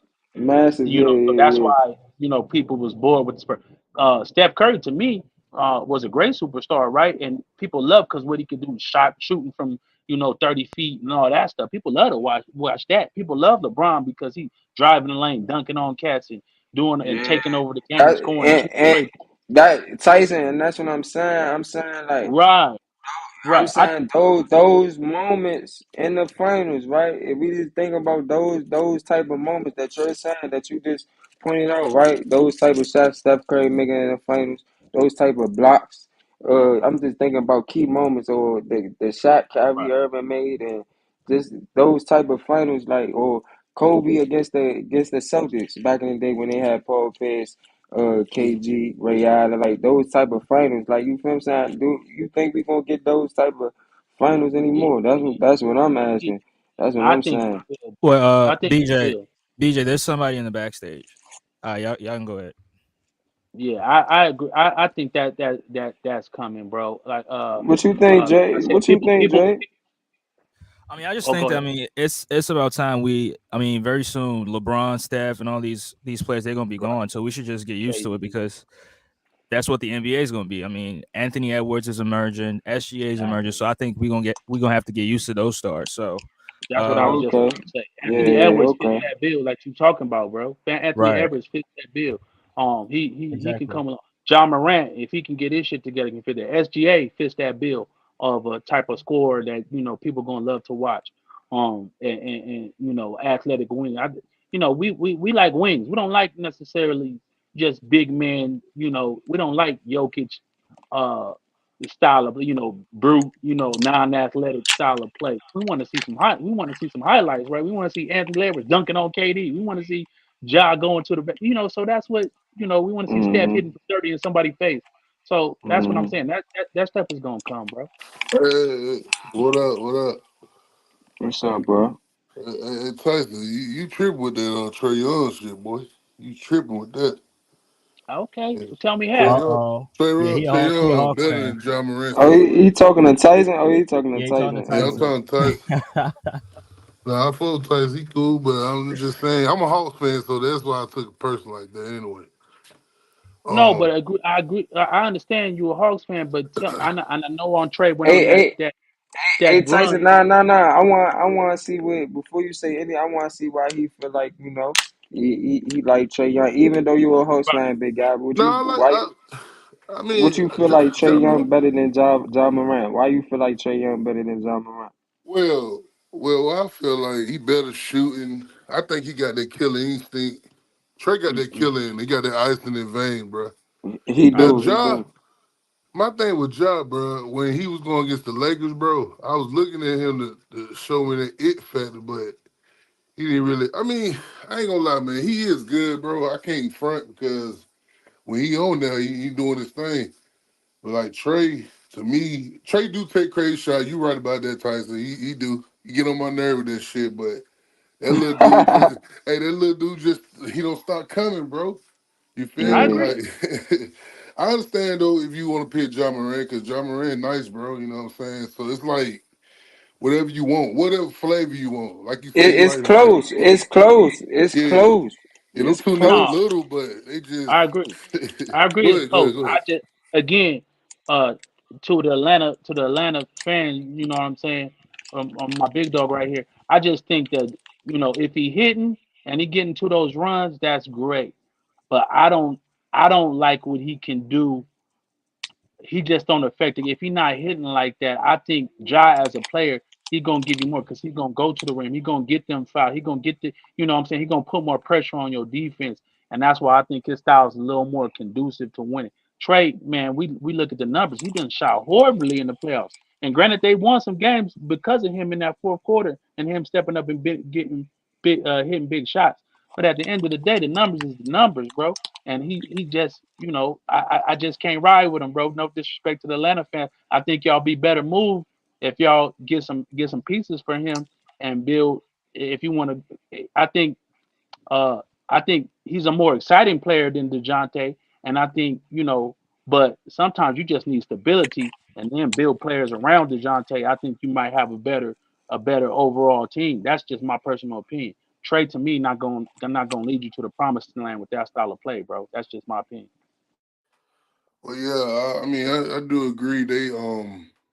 I mean, I don't know what we're gonna do with that first round pick. That shit kind of funny. We get the first round pick after Victor going to, you know what I'm saying, the last Right, draft. right. One of the We worst get the first drafts in round the pick. I don't even last know who these 5 or niggas 6 years, is. right?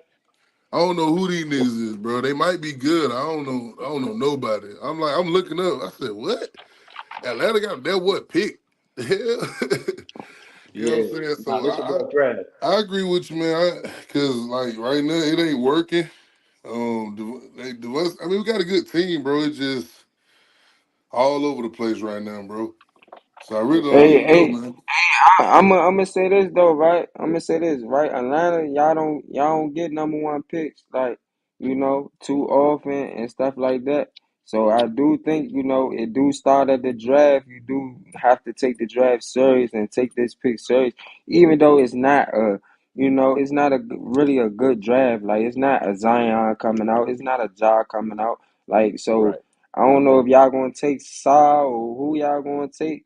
But whoever y'all need to take somebody that can help Trey out right now. Like if it's defensive, y'all need to, who gonna give y'all a two-way player like right now. You feel what I'm saying? Bronny, Probably Offensive and a that Bronny defensive James, player. Bronny Yeah, I that James. think big we're gonna French take that dude, right? center, bro. I think we'll take that center, Yeah, Alex. the French cat, right? That's what they Bronny were saying because he's who? Bronny James. Who are that? Nah, that's Who are that? OC. Who is that? Nah, he talking about LeBron's son. LeBron I son. know Oh, he LeBron, tripped. so I'm Yeah, just yeah, talking, man. yeah. He Brother, trolling. He man, trolling. I mean, if we do get him, I mean, that'd be funny if LeBron come, man. I ain't with all that, man. I mean, Tyson got to come. I ain't got time for that. So, Right. y'all gonna be at Magic City and all that, man. I ain't got time for all that, man.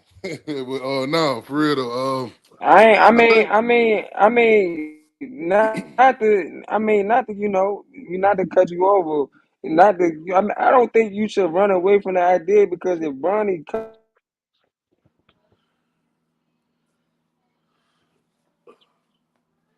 hold No, up. see, they okay, cut I'm him just off trying when to he play with was my running that son, crazy and stuff. he They come. they And cut it's my like man off. I just think You it'd gotta be finish an that. interesting conversation if LeBron come. That would be an interesting conversation. You got Man, LeBron with bro. Trey Young, Dejounte Murray, and you got Look, Bronny James. I Shit, know LeBron still can hoop, man, but damn, at least like we get him like 5 years younger, at least, man. I know he still can hoop, bro. I get it, but damn, I at least want him like 36 or some shit, bro. man, He might be 40, bro. you don't got too many 39-year-olds averaging 26 to That's 27 what I points. said. That's what I said, You bro. got too many doing that. You feel me? Yeah, that's what I said, bro. But oh my god, bro. I That just would be low key. That would be low key kind of crazy. LeBron, Trey Young, and that team they got. Yeah, that's what Uh, I'm saying. but Tyson, hey, but y'all still that's got what I'm running. saying. Y'all still got running, right? hey, man, look here, man. Hell no. Cause look, man, I That's ain't what I'm got saying. I time. It agree. I only wouldn't take Yeah, do it, but I'm one y'all, just one y'all or saying. ain't two moves to forget put my your team look, man. in that Look, man. conversation. When LeBron come, he bringing his peoples, man. I ain't got time for that, man. I don't want to argue with y'all. I don't want to Yeah, do that. yeah, I don't yeah. want You to do gonna be that, up man. there. Cause You gonna be up there look, defending. Tyson. What you said there about Trey Young? They gonna say that about Trey Young, bro. He take Oh, they crazy gonna kill shots. him. They Look, gonna kill him. they gonna backfire. You know what I'm saying? They gonna Oh boy, he gonna be a sacrifice. Yeah, they gonna serve him up to the gods, bro. Yeah, yeah. but I nah, agree with man. you. I agree with you. I mean, look, bro. Hey, man. I mean, they gotta do something, man. I mean, cause we got a good team on paper, bro. But I don't know, bro. I mean, We'll see, man. Trey want to go. Cause I heard Trey, he want to go at first, and now he want to stay. I mean, get your little ass out of here, bro. But you know what I'm saying? If you don't want to play Nah, for me, I think he want to play for y'all because I don't think Trey is that type of person. When he losing or when he feel like his career ain't going the way he is not going, I don't think he's that type of mm-hmm. person where I'm just gonna go. Nah, I think he loyal to y'all. It's just like do Atlanta want Trey Young? Do Shit, Atlanta do the city shit, I want do. Trey? I mean, I like, I I got like. DeJounte Murray because they got DeJounte Murray, so it's I like don't know if they coexist. Like, I mean, they look like when Trey was hurt. You know, Devontae was balling, but Right. I mean, I don't know how to explain it, bro. Like, it's just, I don't know if Trey can play his style with Devontae right there. I mean, I think he can. I don't know, man. I'm not explaining it, y'all. I'm trying to explain it, but it's just crazy, bro. I think we're gonna do it again. We're gonna run it. We're gonna run it back with Trey them. I think we're gonna add the Alex Scar. I think that's his name. Yeah. okay. And I think we're gonna do that. I really don't like the coach like that. I mean, he all right, he's straight, but I just Oh, you I got don't. coach right now? Are you Quinn talking about Quinn Snyder? Nah, I ain't gonna Quinn lie. I like Snyder. Quinn Snyder. He I ain't like that Quinn bad. Snyder, man. Yeah, I he like ain't that Quinn bad. Snyder. Yeah. He He ain't ain't that bad. bad, bro. He ain't bad like that. I just don't. I take that back. I take that back. He ain't that bad. I guess because Trey be. I don't know, man. Because we ain't winning, so we gotta blame somebody, I guess. So we ain't winning Mm-hmm. and shit. So that's what. If you winning, man, we ain't really got nothing to say. But like I Right. said, bro, I don't know what happened. We just fell off after that 2021, bro. Yeah, we got to the playoffs, but we just fell off, bro. You feel me? Like I don't know. We had the same players. We just fell off, bro. You know what I'm saying? We got Jalen Johnson. He an emerging player. I like him. I feel like we should get behind him. He can shoot. Nah, I ain't gonna lie. I feel like where y'all fucked up was when y'all traded John Collins. I think that's what fucked y'all up. Nah, I You know what don't I'm know, saying? bro. Because hey, bro, I ain't gonna lie. Yeah, I mean, you probably don't watch the house like that, but Jalen Johnson better than John Collins. I like John Collins, but Jalen Johnson better than him though, bro. You feel me? Like he more athletic, he bigger, taller. He can do he can shoot, pass, all that. John Collins is a beast. Don't get me twisted. But I heard it was some beef with him and Trey and something like that. They say they ain't, but it was something going on with that. And we've been trying to trade John Collins for a long time, bro, Oh, with okay, that okay, okay. contract. That contract, you feel me? Look, if you ever want to watch Hawks, I ain't saying you gotta watch every game. Just watch Jalen Johnson, bro. You know what I'm saying? That boy is an emerging guy, man. He had Y'all a will see, solid year, man. bro. I'm looking at Yeah. No, I know. I like That nigga Jalen dunking Johnson. on niggas and everything, man. I'm telling Nah, y'all, bro. I like Jalen Johnson. He doing Mm-hmm. it for the life. I like Yeah. Jalen Johnson. He tough. He And tough. look, y'all, we got defense, we got Hunter, we got shooting, we got Bogey come out the bench. That's what I'm trying to tell y'all, man. I don't know where we went wrong, bro. And we in the East. What the fuck? We in the East. We can't even get in the damn DeAndre playoffs. got hurt, so he was gone a lot, wasn't he? Yeah, I he want I always want hurt Hunter though, on my man. team. I want Yep. DeAndre Hunter on my team. Hey, You DeAndre DeAndre Hunter you is want him nice. in Philly, Jay? You want him Yeah. in Hey, Philly? bro, You that would will take work for DeAndre y'all. Hunter? That'll Yeah, he work for from here, y'all. so he from out here, so Are you from Philly? yeah. Yeah, he won the championship with Virginia. But Virginia, look, right. he was his what they say was his when he compared Kawhi, you know, coming out the draft. Coming out the draft, he was compared to Kawhi. You know, he had a 6'8" frame, he you're was about to come in big, there. you You know hear what I'm saying? that, Now I'm not BJ? saying Kawhi, I'm not saying Kawhi, I'm just saying, you know, Right. compared BJ, to him. go ahead Fuck and go no. crazy on Fuck your ass. fuck no. Yeah, Fuck you heard that, BJ? no. Oh, You my say bad, y'all. Oh, my Kings bad, in it? y'all. What you say? You say Oh, I That forgot. BJ? Now he Hey, said DeAndre Hunter was compared to Kawhi Leonard coming out no, the they draft. were having his measurables. Like, you know, I Yeah, was yeah, saying yeah. you Kawhi, man. Damn, I forgot You where I heard was that, Good at, player, boy. BJ? good player. Oh, yeah, what's up, Go BJ? My crazy, bad. bro. I Go forgot crazy, where I was dog. at, boy. oh, I almost spilled my drink. No, Just no, Yeah. nigga. Oh, I didn't say. I didn't. No, I didn't. I said. You know how they be Now his comparing player people? comp, yeah, I see Yeah, what the you mean. player comp. That's what The I Yeah. player said. comp. Nah, They, nah, they, nah, nah. I'm they, fucking with BJ, dog. I was fucking with BJ. Yeah, yeah. I was No, on BJ, go crazy on hey, you, dog. I ain't want to ruffle no feathers, man. I already know it. He's not Kawhi at all, at all. He's big as, he's tall as Kawhi. He's about, hold on, Kawhi what, Yeah, 6'7"? yeah, he's 6'7". Yeah, 6'7". bro. Old boy 6'8". Old boy 6'8". He kind of, Nah, I ain't gonna lie. DeAndre Hunter, he played good for y'all last season. DeAndre Hunter, I feel like Yeah. he just failed in probably y'all back rotation. I feel like when Mm-hmm. he came out, he failed in y'all back rotation. I just feel like he ain't live up to the hype he was supposed to be when y'all Right. drafted him. That's it.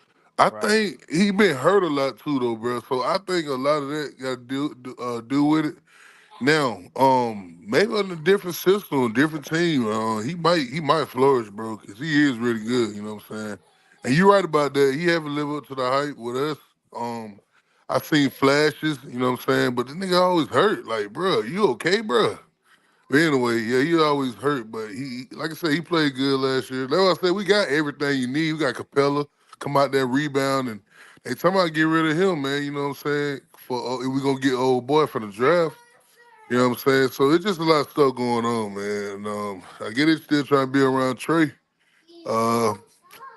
Cause Luka would have won that championship, it would have been I would have been like, oh my God. And these Luka fans be getting on me and shit, man. So but yeah, man. I don't know what we're gonna do, man. We'll see though. It's just crazy how everybody got drafted and then we got the first round pick and then I don't even know who nobody is out there. Ain't no LeBron out there, Jordan, Kobe, ain't nobody out there. Like That's why I it may said be it's somebody not. out there though, y'all. It may be It's not. somebody out there. I don't know. Yeah, I don't know. maybe, but Maybe. it don't. This not an Hey man, exciting draft. You, Jokic was a second rounder, bro. see Nah, yeah, you for right, real. Tyson. And Tyson, you know another thing. It's just like that I think I want to say CJ McCullum draft, his draft, I Yeah, think. And I think yeah, Giannis draft. You see what we got Giannis and damn, it was yeah. somebody else draft that somebody was just good, you know what I'm saying? You didn't even know, you feel me? So like I said, man, I ain't It's putting always down none of so those guys. yeah. Go ahead. Go ahead, No, what's you got that? it. I'm just saying you're Oh right. but Just yeah. because the player ain't built to be this and that, don't mean Right, you know right. what I'm saying.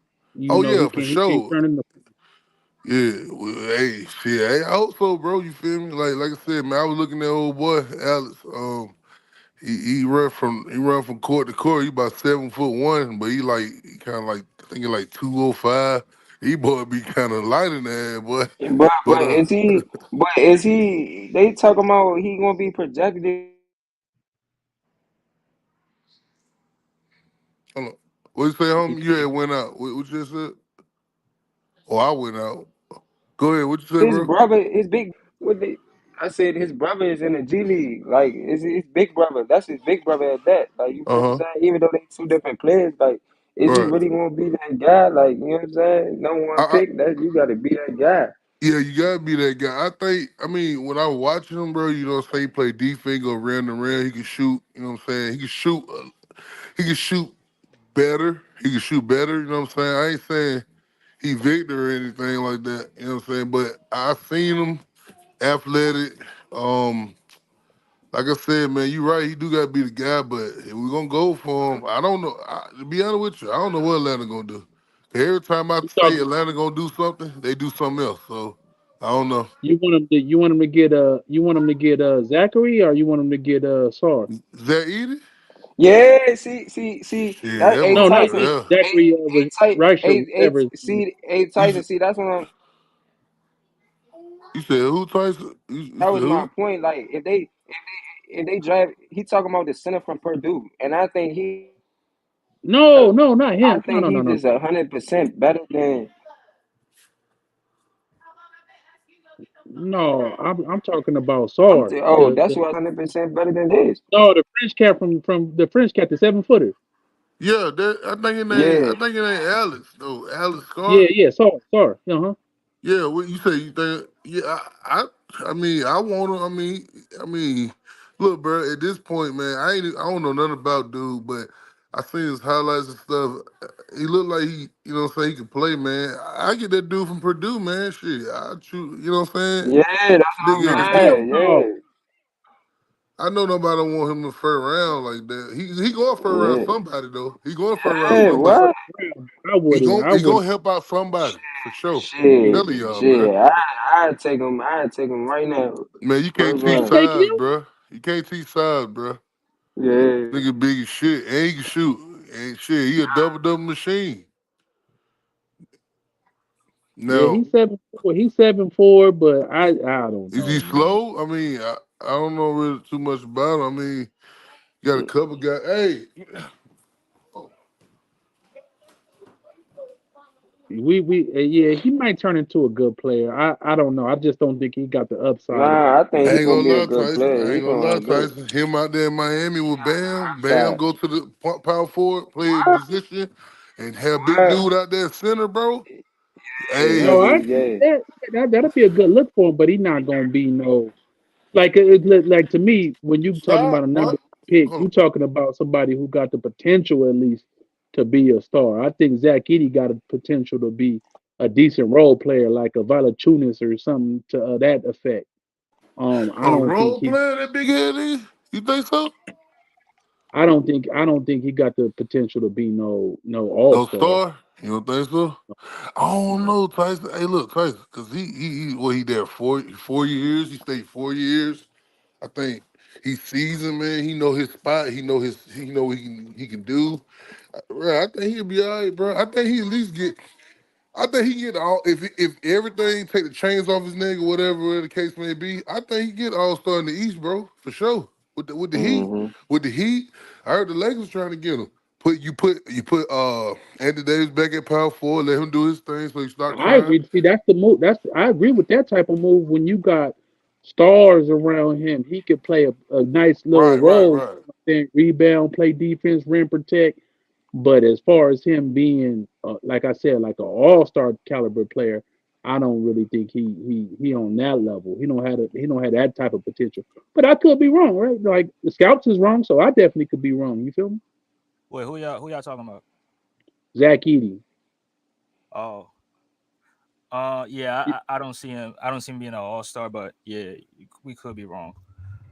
But I mean, I don't think putting him at the center position with Anthony Davis is going to be successful because that's going to hurt the spacing on the floor. Because AD's not really a floor spacer, so I just Yeah, think, but at the same time, you gonna need somebody. The Lakers gonna need somebody to play that to me that center position. You got to get somebody out Yeah. there. Now, a floor spacer yeah, I would think be a stretch five would yeah, be a the floor best spacer option. would be optimal, but they need somebody to bang and guard some of these guys that's coming to the league. And Right. and Jokic, and obviously they kryptonite. Jokic, you need somebody that's gonna go out there and bang, and you know what I'm saying, able to let Anthony Davis roam, and they didn't have that. Yeah, that's true. That is true. Yes, Zach Edey will fill that type of bill, and you got to find a way to get him into your and have to build your offense. So Can y'all get me? maybe he can be Yeah, Okay. what's the boy for the Clippers? I'm sorry, I forgot his name right now. Zubac. Zubac. So Zubac not a floor spacer, and he does fine. You know what I'm saying? Did you see what he did? Did you see what he did to Joker? He handled Joker big ass. See what I'm Yeah, saying? See, he was playing great defense. he That's what I'm he, saying.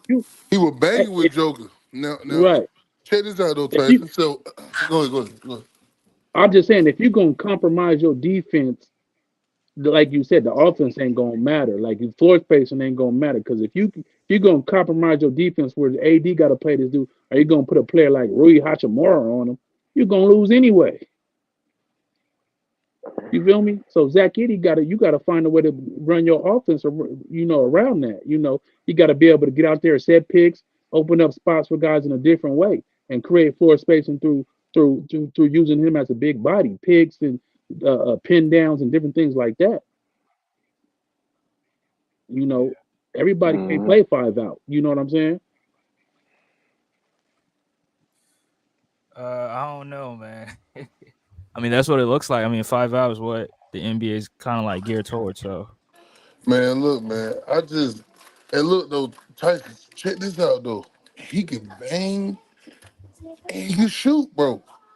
Like Right. it just now look, he may be slow footed or whatever, you know what I'm saying? Maybe that. I get that, bro. I just see him, bro. I just think that people underestimate him, bro. That's all. Think Right. I think he'll help out. See, y'all say he won't help out Anthony Davis. Why you say that? I agree. 'Cause- I think he'll help Anthony Davis. Because Anthony Davis been crying about Hey, getting hey, off hey, center, bro, forever. Unless you want to build around him. hey, Go ahead. My bad. Go ahead. hey, I want my fault. I was going to ask you a question. Do you think right when y'all drafted Trae Young, right? Before y'all drafted Trae Young, it was a trade. Y'all had Luka Yeah, Doncic. Luca. So you We do good. you? We made a good choice. Don't worry Nah, about it. I'm We made a saying, good choice. I'm saying, What? do you think Yeah, y'all yeah, would Tyson. do? Come Do Yeah. you on, think? Zay. Come on, Hey, bro. hold on. This Go the ahead. Go question. Do ahead. Go you ahead. think y'all be in it? Do you think y'all would be in a better position if y'all never made that trade and y'all kept Luka Doncic and Trae Young was in Dallas? Let's think about this. Now, maybe. Okay, I'm gonna give you a maybe. Let's think about this though. Lucas Slick did the same thing Trey done. He just got to the finals. Slick did the same thing. He didn't make the playoffs. Trey didn't make the playoffs. Luka didn't make the playoffs last year. Trey didn't make the playoffs this year. Luka went to the, you know what I'm saying, to the No, he went to the finals now. He went to the finals now. Now, I don't know what can Yeah. happen, bro. Now, look. Trey will walk at 28 to 10, bro. Now, Right. I do want Luka, bro.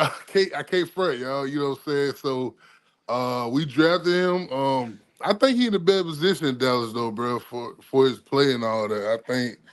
And to answer your question, bro, I think we probably will be great with him. I think because Luka's bigger. That's why. To me, he's Exactly. just big. You know, he big. You know, he's skilled. You know, so he can rebound better. You know, obviously more than Exactly. Trey. I'm going on there. If Trey was like 6'4", bro, who would we have this conversation? But I agree. since we We not. are, look, I'm going to say it, y'all. I'm going to say it. Trey better than Luke. Yeah, y'all thought I was gonna say Luke better than Trey. Hell no, I never say that shit, nigga. Never, nigga. Uh, Y'all ain't never bring. uh, Look, I ain't gonna lie, bro. Luka talented, bro. You know what I'm saying? Like I said, if we would have kept that pick, bro, I'd have been okay with it. All right. So that answer your question, yeah, I think he would have had us. I think he would have had us better. But I just feel like they kind of got the same, same little how they were going, So I just felt like it's the same thing. He just got to the final this year, and Trey missed the playoffs. He missed the playoffs last year. They kind of do the same thing. Y'all asked me. I'm surprised Luke ain't won the MVP yet. I mean, Luka's made first team All NBA 5 years in a row. he Trey never did have, that. he have, he have. Yeah. But it's nasty. y'all, but I hold on. respect the brother, but that's nasty, man. But yeah, Luka, he have, y'all. But also, can we put in this in context? He's popularity too, bro. Cause go look at Trey numbers, y'all.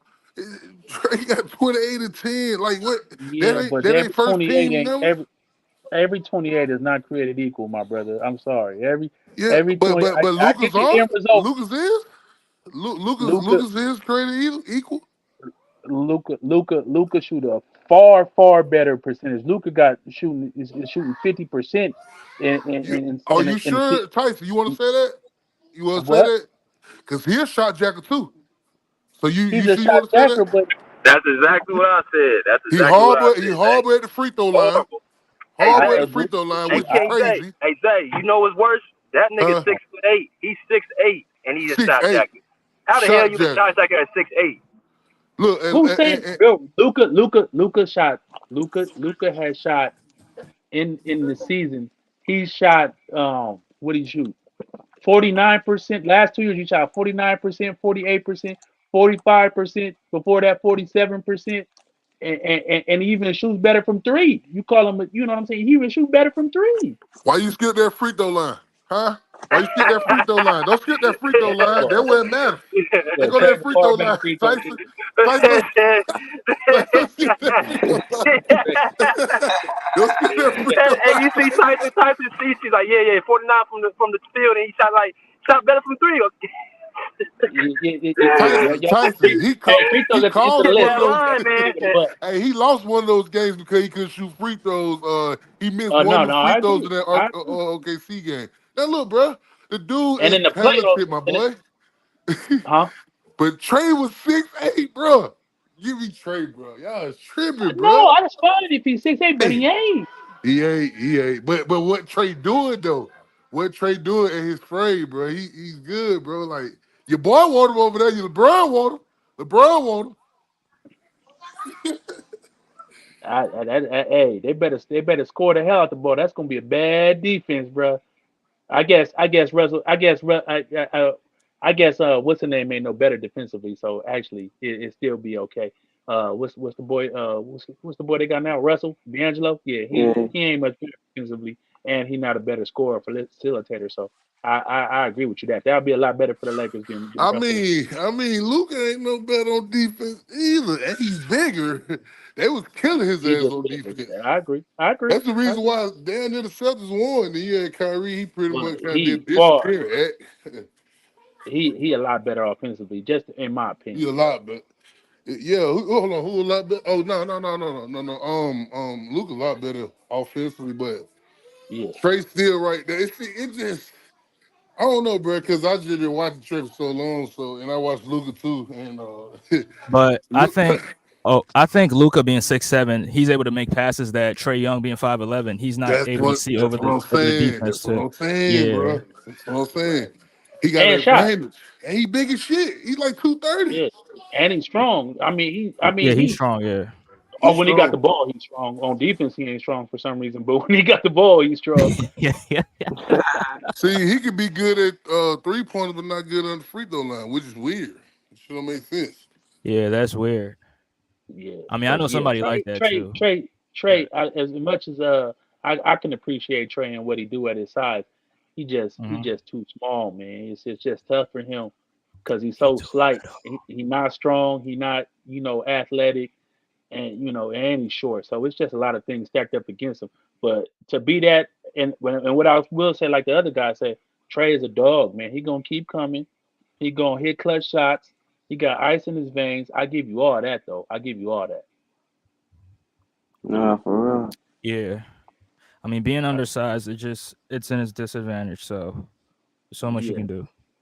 Almost like an Allen Iverson, Exactly. Allen Iverson, as great as he was, man, it's just hard for him at that size to be a consistent, decent percentage scorer. Allen Iverson shot percentages, and he played in a tougher defensive era, so. And he played in a tougher defensive era. Yeah. And against tougher opponents and real dogs, like you know what I'm saying, every night. Yeah, against that Pistons defense, he was putting up 30. That's crazy, right? Yeah. That's crazy. That's a defense that Kobe struggled against. You feel me? So yeah, that's right. Nah. But yeah, man, I gotta call it, man. I gotta go get my little daughter from daycare, man, from summer school. I mean, so y'all have a blessed day, man. Salute BJ, let me come up. Salute y'all chat, man. You as well, Tyson, man. You stay blessed, bro. Yes, sir, all the time, man. All right, y'all have a good one. We're about to close down the live anyway, so yeah, we're gonna end it here though. All right, BJ. We'll be back on.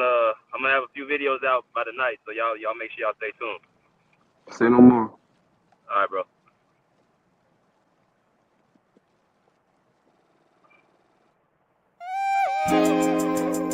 I'm feeling good, feeling alright tonight. I'm feeling good now. Yeah, it's all good in the neighborhood, homie. Living wild. I feel good, I feel alright. Cruising through my neighborhood on a warm summer night. I feel good. That's right, I feel good now. These summer nights. Summer days just sitting around, but when the sun goes down, I'll be ready to party. Ain't nothing like them summer nights. Keep the top on drop, all the girls looking hot, hit the photo and we just don't stop. Party until the morning light. Ain't nothing like them summer nights. I just kicked it at home, I polished up the chrome, called the Ruka on the phone, let her know I'm home alone. It's 7:30 and the sun's going down. It's a summer night and the fun's going down. I pick her up and she looks all dolled up, sitting passenger in my rag and Paula. Yeah, I let her know that she looks beautiful to me. The world's an ugly place, but she is such a sight to see. The kind of woman that would put up a fight for me. The kind that wants to spend the summer nights with me. The temp was 80 and I'm cruising with my lady, playing some Rafi Bagan. Ooh, baby, baby. I see my homeboys and the cruising in the ride with their ladies sitting by their side. People think we look crazy, but I think we look classy. But then again, that's only if you ask me. Summer days just sitting around, but when the sun goes down, I'll be ready to party. Ain't nothing like them summer nights. Keep the top on drop, all the girls looking hot, hit the photo and we just don't stop. Party until the morning light. Ain't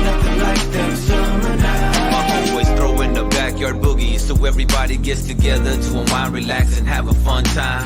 The DJ spinning, so I grab the mic and be like, ain't nothing like them summer nights. The party's packed with beautiful women and the gang of the homies that wanna get with them. And they'll say anything just to hit them. And it's usually a nice summer night when they did them. I don't know, it must be something in the air. Can't help but have a good time because the feeling is there. To some people, the feeling is rare. They're at the past saying, God damn, I wish I was there. To have a drink, have a token, hook up with someone fine, but the kind that looks up. Gotta keep some pisto in the cup. Party until the sun comes up, but we give up. Summer days just sitting around, but when the sun goes down, I'll be ready to party. Ain't nothing like them summer nights. Keep the top on drop, all the girls looking hot, hit the photo and we just don't stop. Party until the morning light. Ain't nothing like them summer nights. Them summer nights can keep a smile on your face. Gotta try to have a good time with your life, otherwise it's just a waste. Either way, I'm gonna party just in case. Like Prince party like it was 99 and 87, 88. I couldn't ask for no better weather. I'm right next to the Pacific, to be specific. The candy paint job glows under the moonlight as I close out my summer night and say goodnight. It's time to put the top up and park it. Drop it, unplug the ground, roll up the windows and lock it. Walk in the pad and fall into bed as she lays on my chest to rest her sleepy head. And we do this all night long, from dusk till dawn. But it's not quite the same when summer nights are gone. But even when they're gone, it won't be long. 8 more months and once again it's on. Summer days just sitting around, but when the sun goes down, I'll be ready to party.